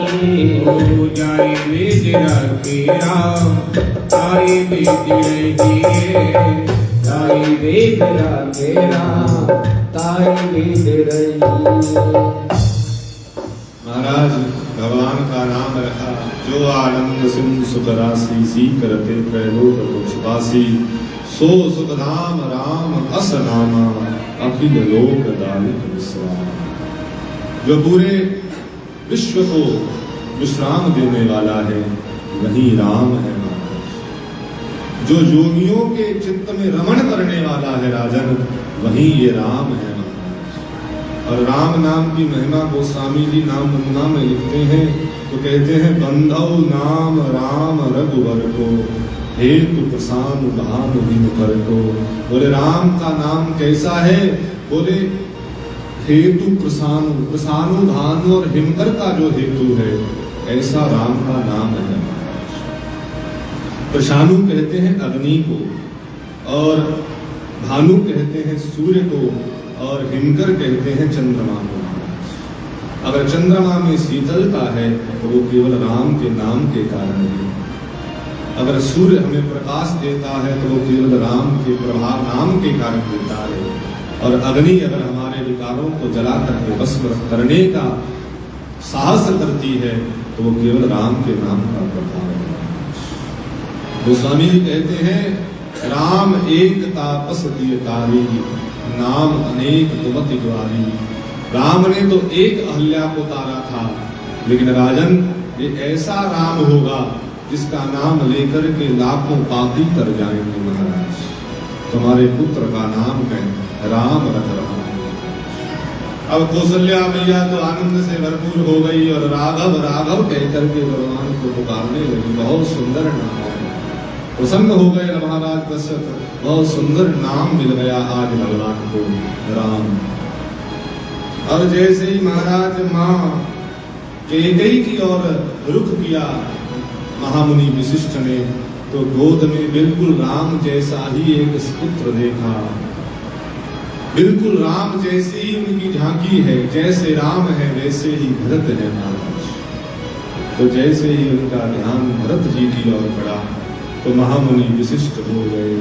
विश्व भरण पोषण कर जोही, विश्व भरण पोषण कर जोही। विश्व भरण पोषण कर जोही, विश्व भरण पोषण कर जोही।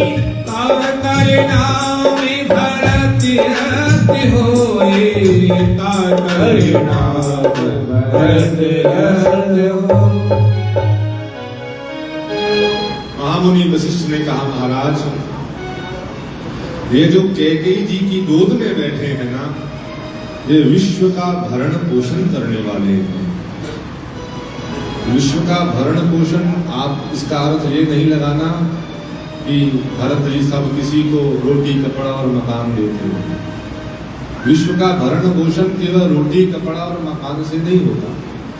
विश्व का भरण पोषण अगर होता है तो वो प्रेम से होता है। आप किसी भी संबंध को उठा करके देख लें, आप कहेंगे कि हम बच्चे का पालन पोषण करते हैं, तो बच्चे का पालन पोषण अगर पिता करता है तो इसीलिए करता है कि वो पुत्र को प्रेम करता है। अगर वो पुत्र को प्रेम नहीं करे तो उसका पालन पोषण नहीं करेगा। अगर माता पुत्र को नहलाती है अथवा उसे नए नए कपड़े पहनाती है तो इसीलिए पहनाती है कि उसे प्रेम करती है। विश्व का भरण पोषण का अर्थ केवल ये नहीं लगाना कि रोटी देते होंगे, कपड़ा मकान देते होंगे। विश्व का भरण पोषण अगर होता है संसार में तो केवल प्रेम के कारण ही होता है। तो यहाँ पर जो लिखा विश्व भरण पोषण, श्री विष्णु सहस्त्र नाम में भगवान का जो पहला नाम है वो विश्व ही है।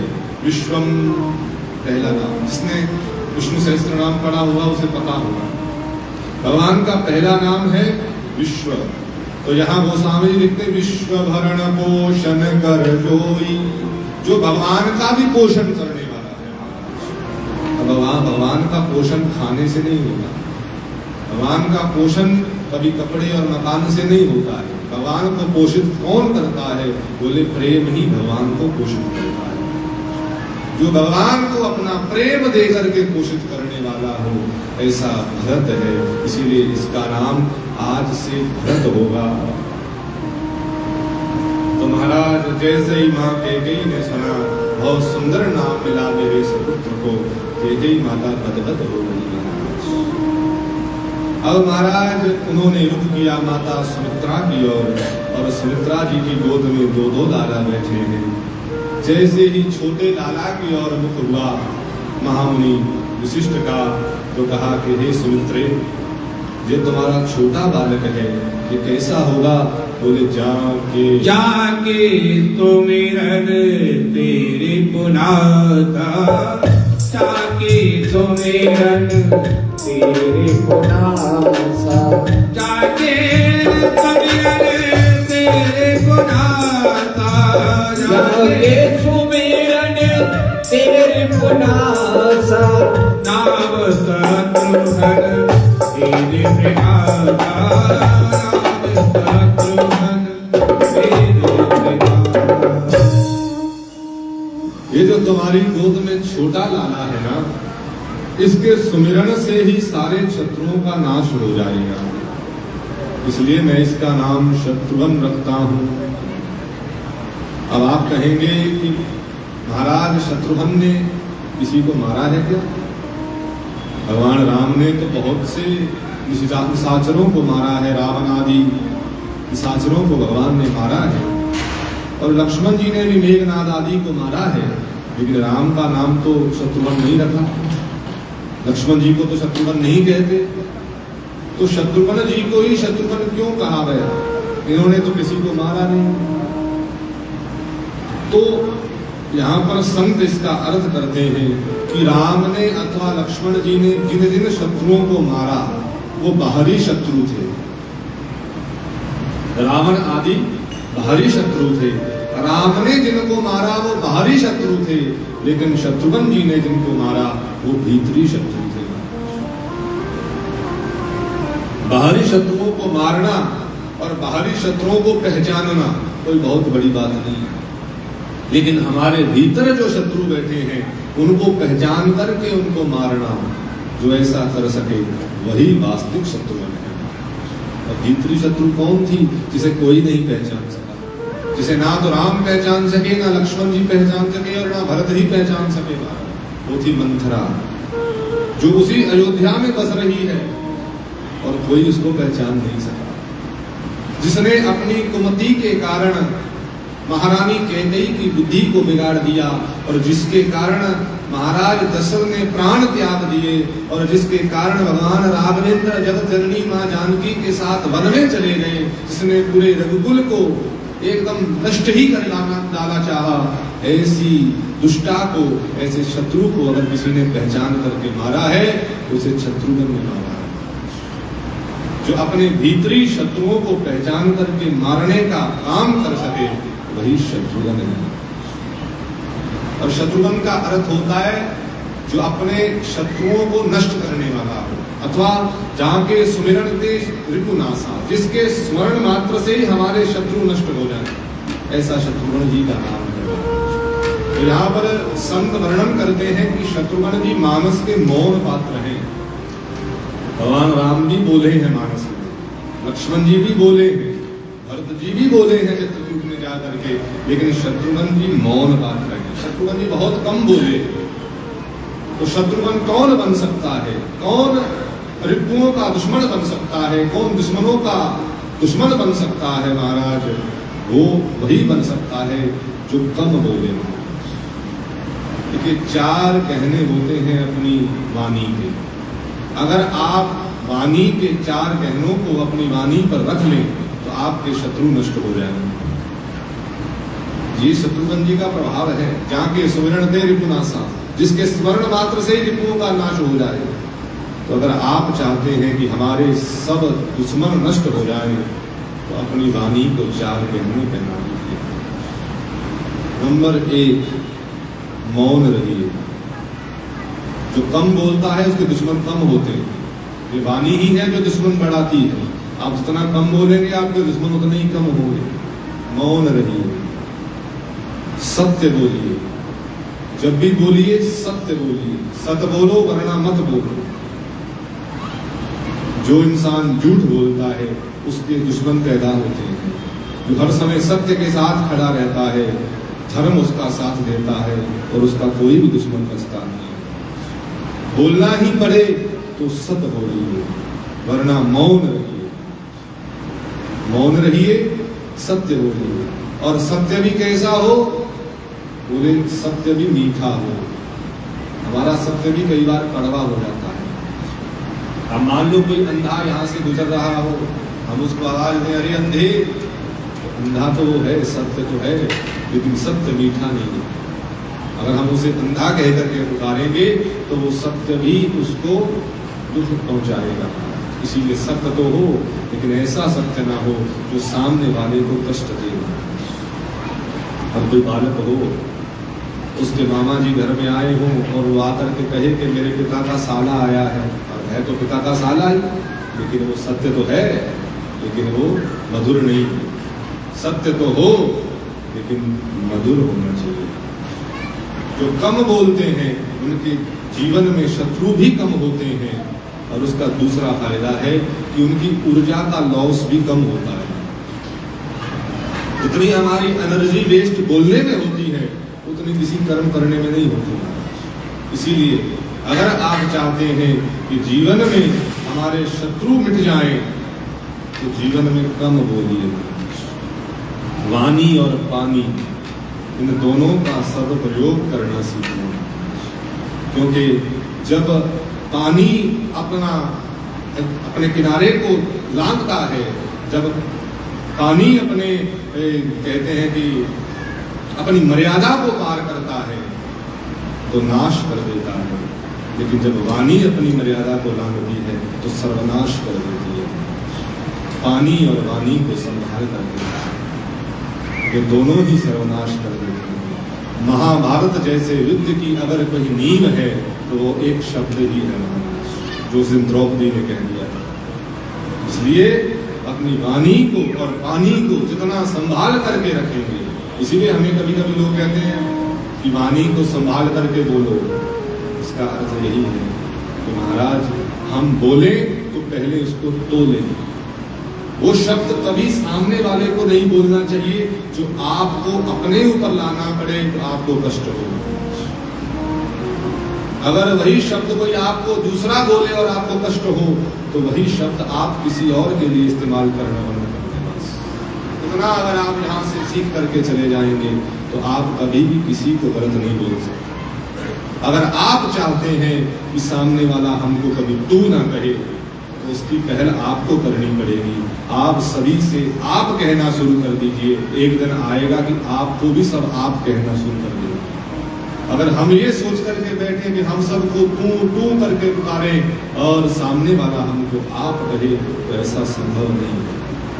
अगर आप चाहते हैं कि हमारी पूरे मोहल्ले में, पूरे शहर में इज्जत हो तो सबको इज्जत देना शुरू कर दीजिए, आपकी इज्जत अपने आप होने लगेगी।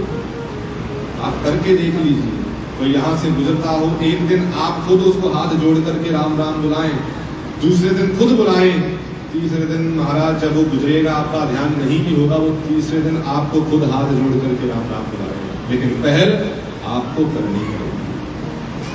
अगर आप चाहते हैं हमारे जीवन में शत्रुओं का नाश हो जाए तो शत्रुघ्न बन जाए। शिवाड़ी बोलिए मन का आपा को,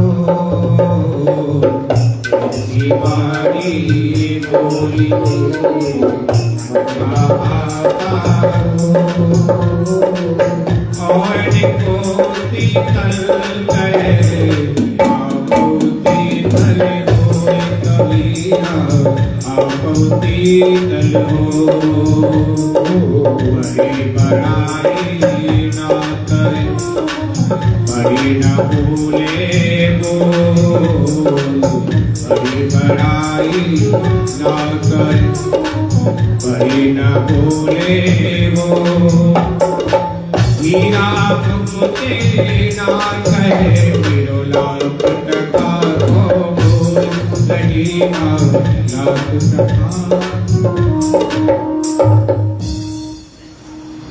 अब तो महाराज महामुनि वशिष्ठ ने सुमित्रा जी के दूसरे लाल की ओर अपनी दृष्टि की, तो जब उनकी नजर श्री लक्ष्मण लाल जी के नजरों से मिली तो महाराज उन्होंने एक दोहा बोला, लक्ष्मण धाम राम प्रिय सकल जगत आधार, गुरु वशिष्ठ तेरा का लक्ष्मण नाम उदार। तुला के हे महारानी सुमित्रा, जो जो तुम्हारी गोद में बड़ा लाला बैठा है ये कैसा है? बोले लक्षण धाम, ये सभी लक्षणों का धाम होगा। राम प्रिय, ये राम जी का प्रिय होगा। और बोले और सकल जगत आधार, ये सारे जगत को आधार देने वाला है। देखिए लक्ष्मण जी में और शत्रुघ्न लाल जी में जो बड़े हैं वो लक्ष्मण जी महाराज हैं, लेकिन जब नामकरण किया है महामुनि वशिष्ठ ने तो पहले शत्रुघ्न लाल का किया है, उसके बाद लक्ष्मण जी का किया। इसका कारण ये भी है क्योंकि लक्ष्मण जी जगत को आधार देने वाले हैं और आधार जो होता है वो सबसे नीचे होता है। इसी के चौथे नंबर पर जो नामकरण हुआ है वो लक्ष्मण लाल जी का हुआ है। बोले कैसे हैं? बोले जगत को आधार देने वाले हैं, इसीलिए राम के प्रिय हैं। बहुत सुंदर सूत्र है इस दोहे का। अगर आप चाहते हैं कि आप राम के प्रिय हो जाएं, राम जी आपको प्रेम करने लगे, तो जो लक्ष्मण जी के गुण हैं उनको अपने जीवन में ले आइए। भगवान राम आपको सदा अपने संग रखेंगे, कभी भी आपको दूर नहीं होने देंगे। आप अच्छे से अगर अध्ययन करें मानस जी का तो हर जगह भगवान श्री राम के साथ भरत जी नहीं है। जब 14 वर्ष वनवास में गए हैं तो भरत जी संग नहीं गए। हर समय भगवान श्री राम के साथ शत्रुघ्न लाल भी नहीं है। हर समय भगवान श्री राम के साथ माँ कौशल्या भी नहीं रही।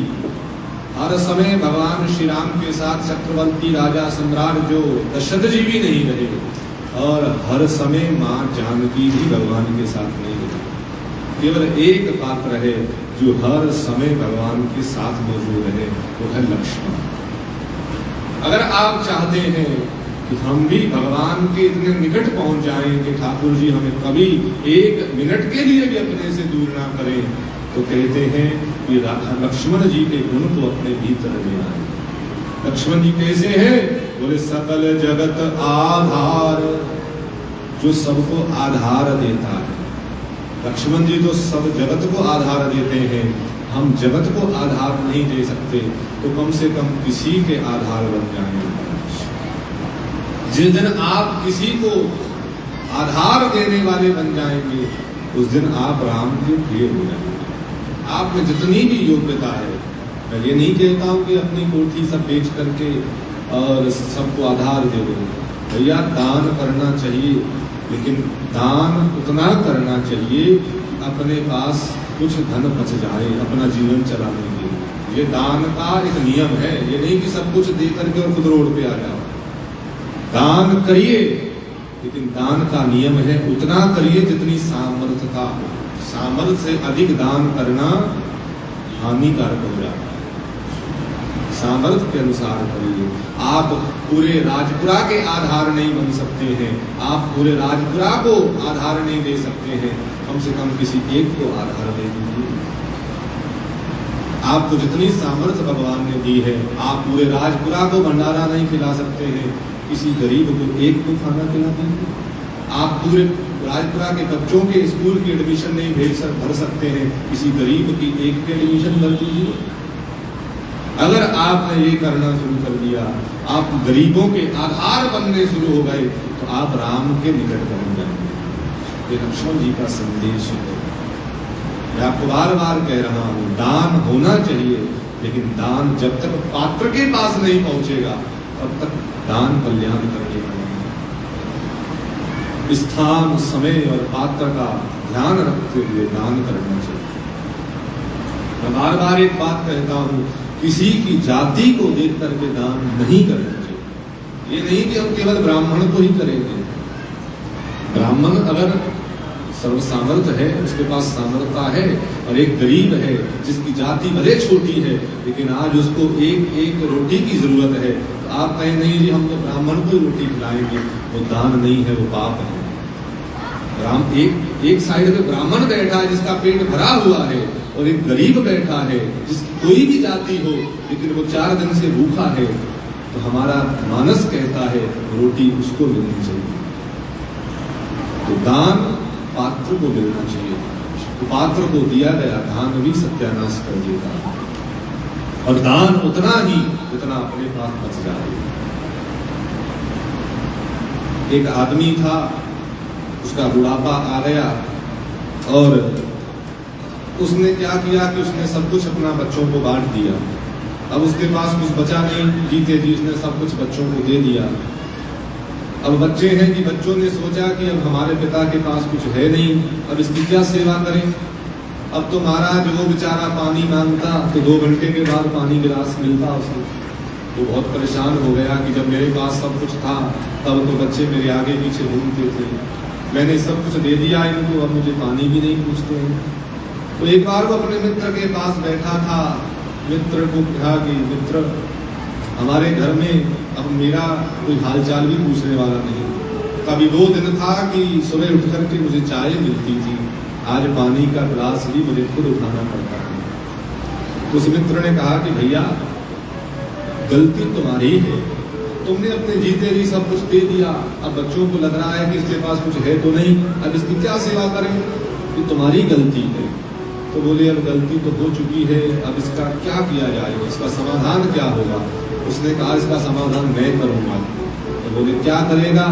उसने बोला कि ऐसे करो, एक संदूक लेकर के आओ, एक बड़ी सी पेटी लेकर के आओ। तो वो बूढ़ा पेटी लेकर के आया, और उसके मित्र ने जो रेल की लाइन होती, रेल का जो ट्रैक होता है, वहां से कुछ कंकर पत्थर उठा करके उस पेटी में भर दिए, और पेटी इतनी मजबूत और एकदम पूरी भारी कर दी पेटी 20-25 किलो। अब उसको ताला लगा दिया, उसने डबल ताला लगा दिया, उसको डबल ताला लगा करके उसने बोला कि ऐसे करो मित्र, इस पेटी को रखो रिक्शा पर और अपने घर की ओर ले जाओ इसको। जब तुम्हारे बच्चे पूछे कि पिताजी ये पेटी में क्या है, तो उनको कहना कि भैया ऐसा है, हमने अपने मित्र के पास कुछ धन रखा था, हमने सोचा था कि तुम हमारी सेवा करोगे तो हम तुमको देंगे जाते जाते, लेकिन अब तुम हो कि हमको पानी पूछते नहीं हो, तो हमने सोचा ये धन सारा वृंदावन ले जा करके वहाँ कहीं आश्रम में दान कर देंगे, अब तुम तो पूछते नहीं। लेकिन जब तुम्हारे बच्चे कहें कि पिताजी चाबी, तो चाबी मत देना हमको मरते समय तक, चाबी अपने पास रखना, देखना कल से तुम्हारी सेवा होनी शुरू हो जाएगी। अब वो बूढ़े ने वही किया, और बूढ़ा महाराज रिक्शा में लेकर के आ गया। दरवाजे में देखा बच्चों ने, लड़कों ने देखा कि पिताजी क्या लेके आए हैं। कुछ पूछा पिताजी ये ट्रंक में क्या है। बोले बेटा कुछ धन था, मैंने जोड़ा था, तो मैंने सोचा था कि जाते जाते तुमको दे के जाऊंगा, लेकिन तुम ऐसे हो कि तुम पानी भी नहीं पूछते हो, तो हमने सोचा चलो वृंदावन ले जाएंगे इसको, तो वहां किसी को काम कर देंगे। अब 2-3 लड़के थे, 2-3 लड़के तो महाराज कहने लगे कि बूढ़ा तो बहुत कुछ बचा के बैठा है। अब उन्होंने कहा पिताजी अरे कोई बात नहीं, आप चिंता मत करें, हम उतारते हैं रिक्शे से इसको। अब तो एक ने उतारना चाहा तो भारी बहुत था, कंकर पत्थर भरे हुए थे। उसने सोचा अरे बूढ़ा तो बहुत कुछ लेके बैठा। दूसरे को आवाज लगाई अरे भैया इसको थोड़ा पकड़ करके नीचे उतारना। अब तीनों बेटे कहेंगे भाई ये माल तो बहुत है, अभी हमें मिला ही क्या, माल तो सब इसमें भरा हुआ। अब सब कहेंगे पिताजी हमारे होते हुए अब वृंदावन जाएंगे। लोग क्या कहेंगे, 3-3 लड़के और वृंदावन में घूम रहे हैं पिताजी। अरे नहीं नहीं, यहाँ सेवा, यहाँ पूजा करेंगे, आपकी सेवा करेंगे, आनंद से रहो। एसी कमरा खोल दिया बूढ़े के लिए महाराज, कभी उसको पंखा भी नहीं मिलता था। एसी कमरा खुल गया। अब तो सुबह महाराज उसके उठते समय चाय नाश्ता सब पीछे पीछे घूमता है। एक बालक आता है अरे पिताजी खीर खाइए, अरे नहीं नहीं पिताजी खीर नहीं चाउमीन खाइए। अब तो आगे पीछे घूम रहे तीनों, और वो भी सोच रहा है ये भैया। अब तो महाराज बच्चे आए बेटी के पास, ताले को देखे और कहे पिताजी चाबी। अरे बेटा चाबी नहीं मिलेगी, चाबी तो तभी मिलेगी। चाबी उसने बांध ली अपने यज्ञोपवीत के साथ, अपने जनेऊ के साथ, तो ये चाबी नहीं मिलेगी। अब तो महाराज वो इंतजार कर रहे हैं कि बूढ़ा कब जाए और कब पता चले कि माल कहाँ कितना है। अब वो समय आ गया, बूढ़ा बेचारा चला गया। अब तीनों बच्चे कहेंगे भैया यज्ञोपवीत से चाबी मारो है, पहले इसको देखें कितनी सेवा इसने करवाई है, इतना माल भी है कम से कम। तो महाराज ने जैसे चाबी खोली और बीच में पत्थर। अब तो वो कहेंगे कि पत्थर उठाओ अपने अपने सर में मारो।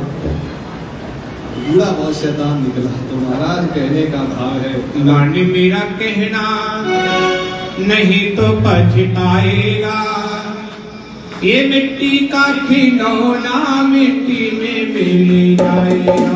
मान मेरा कहना नहीं तो पछताएगा, मिट्टी का खिलौना मिट्टी में मिल जाएगा।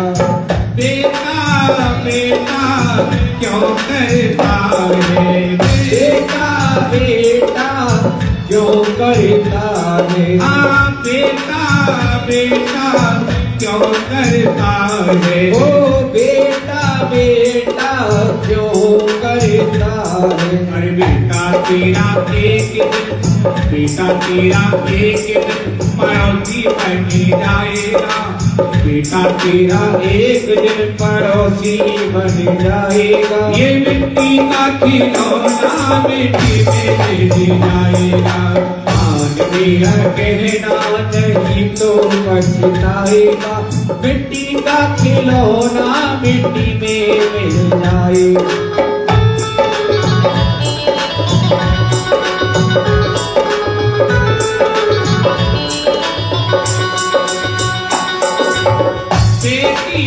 बेटी क्यों करता है, बेटी बेटी क्यों करता है। हाँ बेटी बेटी क्यों करता है, ओ बेटी बेटी क्यों करता है। अरे बेटी तेरी एक दिन, बेटी तेरी एक दिन जमाई ले जाएगा। ओ बेटी का खिलौना मिट्टी में मिल जाएगा। ओ मान मेरा कहना नहीं तो पछताएगा, मिट्टी का खिलौना मिट्टी में मिल जाएगा। ओ धन दौलत और कोठी बंगला, धन दौलत और कोठी बंगले। प्यारे क्यों करूं करता है, कोठी मेरी, बंगला मेरा, गाड़ी मेरी, बेटा मेरा कुछ भी नहीं है। प्यारे क्या कुछ भी नहीं है, खाली आया खाली जाएगा। काहे पे गुमान करे, हरे को न ध्यान धरे, कुटुंब कबीला तेरो यही छूट जाएगा। कौड़ी कौड़ी माया जोड़ी पाप की कमाई से, कौड़ी कौड़ी धनी तेरो यही छूट जाएगा। पाप की कमाई तेरी अकल गवाई तेरी, पाप की डगरिया की ओर मुड़ जाएगा। खाली हाथ आया बंदे खाली हाथ जाएगा, माकड़ी की भांति तेरो हंस उड़ जाएगा। माकड़ी की भांति तेरो हंस उड़ जाएगा। ओ कोठी बंगला मालिक खजाने माले खजाने कोठी बंगले तारा का तारा यही रह जाएगा। एक बार कभी हाथ उठाओ, कभी ताली बजा। ये मिट्टी का खिलौना मिट्टी में मिल जाएगा।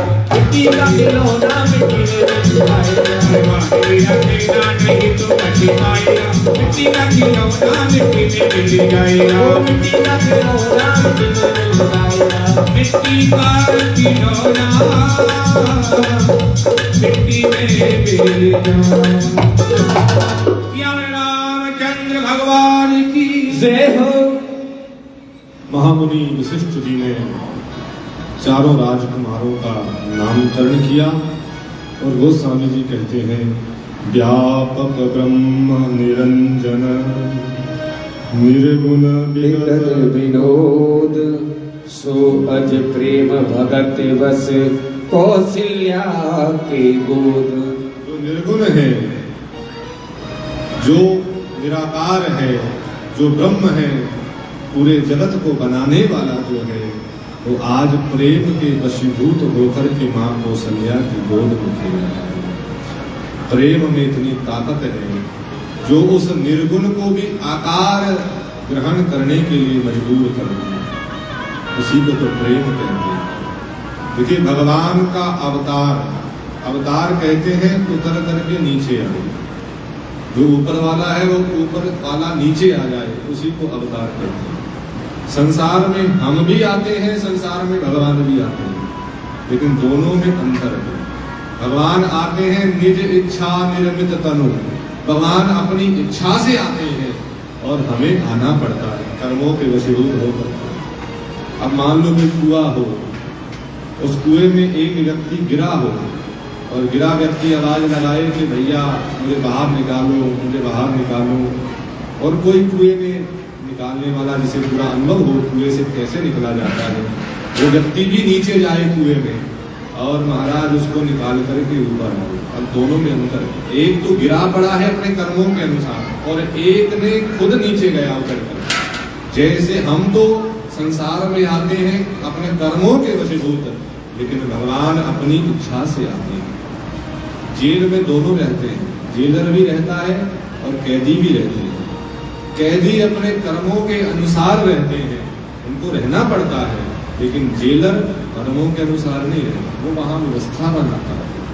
तो जो तो अपने कर्मों के अनुसार संसार पर आता है वो जीव है, और जो भक्तों की पर कृपा करने के लिए अथवा जो अपने प्रेमियों को प्रेम का दान करने के लिए संसार में आता है, उसी को भगवान कहते हैं। और महाराज कहते हैं कि जो निर्गुण ब्रह्म है, जो पूरे जगत का पिता है, आज प्रेम के वशीभूत होकर के मां कौशल्या की गोद में खेल रहे हैं। चारों बालक महाराज पूर्णिमा की चंद्रमा की तरह बढ़ते जा रहे हैं। और आगे गोस्वामी जी बड़े सुंदर एक घटना का प्रस्तुत करते हैं। अब इतना समय नहीं है कि इसको विस्तार दे सकें, इसकी चर्चा हम रात्रि के सत्र में करेंगे। आइए आप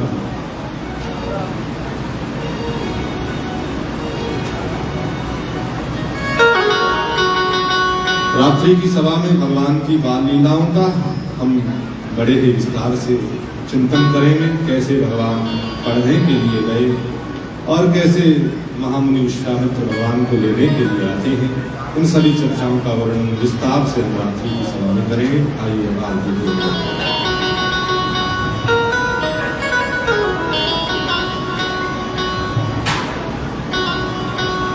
फुलवा के बिहारी की जय हो।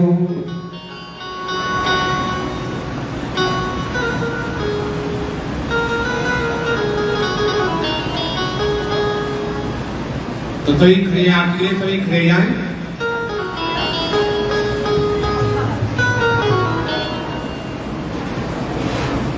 शिवाजी जय शिवाजी। पाग बनी मटका बन्यो और बन्यो लाल को भेस, श्री राजा राम की आरती सखी दौर आरे पीलेन और उतारो री सखी जी निहारो री सखी हो राजा राम जी की आरती उतारो री सखी राजा राम जी की आरती उतारो रे सखी हो राजा राम जी की आरती उतारो री सखी राजा राम जी की आरती उतारो रे सखी हो सिर पर सोना मुकुट विराजे कांधे धनुष बाण है साजे दिल पे सोना मुकुट विराजे कांधे धनुष बाणे साजे हो सिर पर सोना मुकुट विराजे कांधे धनुष बाण है साजे दिल पर सोना मुकुट विराजे कांधे धनुष बाणे हो साजे तारो री सखी जी निहारो री सखी उतारो रे सखी निहारो रे सखी हो राजा राम जी की आरती उतारो री सखी राजा राम जी की आरती उतारो रे सखी आराम से वो सब करे सो है सीता सुकुमारी लखन लाल संग में बलधारी मन तो रहती बात तुम्हारी लखन लाल संग में वो बलधारी सब सो है सीता सुकुमारी लखन लाल संग में बलधारी देखो देखो अपने मन की आरती करे मन से खड़े खड़े कि हम आरती कर रहे हैं वो सब सो है सीता सुकुमारी लखन लाल संग में बलधारी मन तो रहती बात तुम्हारी लखन लाल संग में बलधारी निहारो री सखी जी उतारो री सखी निहारो रे सखी उतारो रे सखी ओ राघव प्यारे की आरती उतारो री सखी राघव प्यारे की आरती उतारो रे सखी हो दास अनाथ के नाथ आप हो सुख दुख जीवन साथ आप हो दास की साथ आप हो सुख दुख जीवन साथ आप हो दास अनाथ के नाथ आप हो सुख दुख जीवन साथ आप हो दास की साथ आप हो सुख दुख जीवन साथ आप हो निहारो री सखी बलिहारो री सखी निहारो रे सखी बलिहारो रे सखी ओ राजा राम जी की आरती उतारो री सखी राजा राम जी की आरती उतारो रे सखी हो चरणों से निकली है गंगा प्यारी जिसने सारी दुनिया तारी निकली गंगा प्यारी इतने सारे दुनिया तारी चरणों से निकली है गंगा प्यारी जिसने सारी दुनिया तारी निकली गंगा प्यारी इतने सारी दुनिया तारी तारो री सखी जी निहारो री सखी उतारो रे सखी निहारो रे सखी ओ राजा राम जी की आरती उतारो री सखी राजा राम जी की आरती उतारो रे सखी ओ चरण कमल की सेवा कीजिए सेवक जान शरण में लीजिए कमल की सेवा कीजिए सेवक जान शरण में लीजिए चरण कमल की सेवा कीजिए सेवक जान शरण में लीजिए कमल की सेवा कीजिए सेवक जान शरण में लीजिए बलिहारो री सखी जी निहारो री सखी निहारो रे सखी निहारो रे सखी हो राजा राम जो की आरती उतारो री सखी राजा राम जी की आरती उतारो रे सखी हो उतारो री सखी जी निहारो री सखी उतारो रे सखी निहारो रे सखी हो राजा राम जो की आरती उतारो री पूरे गौर में करुणावतारम संसार सार के मुनीन्द्रहार सदा वसंत हृदयानि विष्णे भव भवामि शरणं नमामि त्वमेव माता जगता त्वमेव अन्तु जन्ता त्वमेव विद्या गुणं त्वमेव सर्वं मम देव देव त्वमेव सर्वं मम देव देव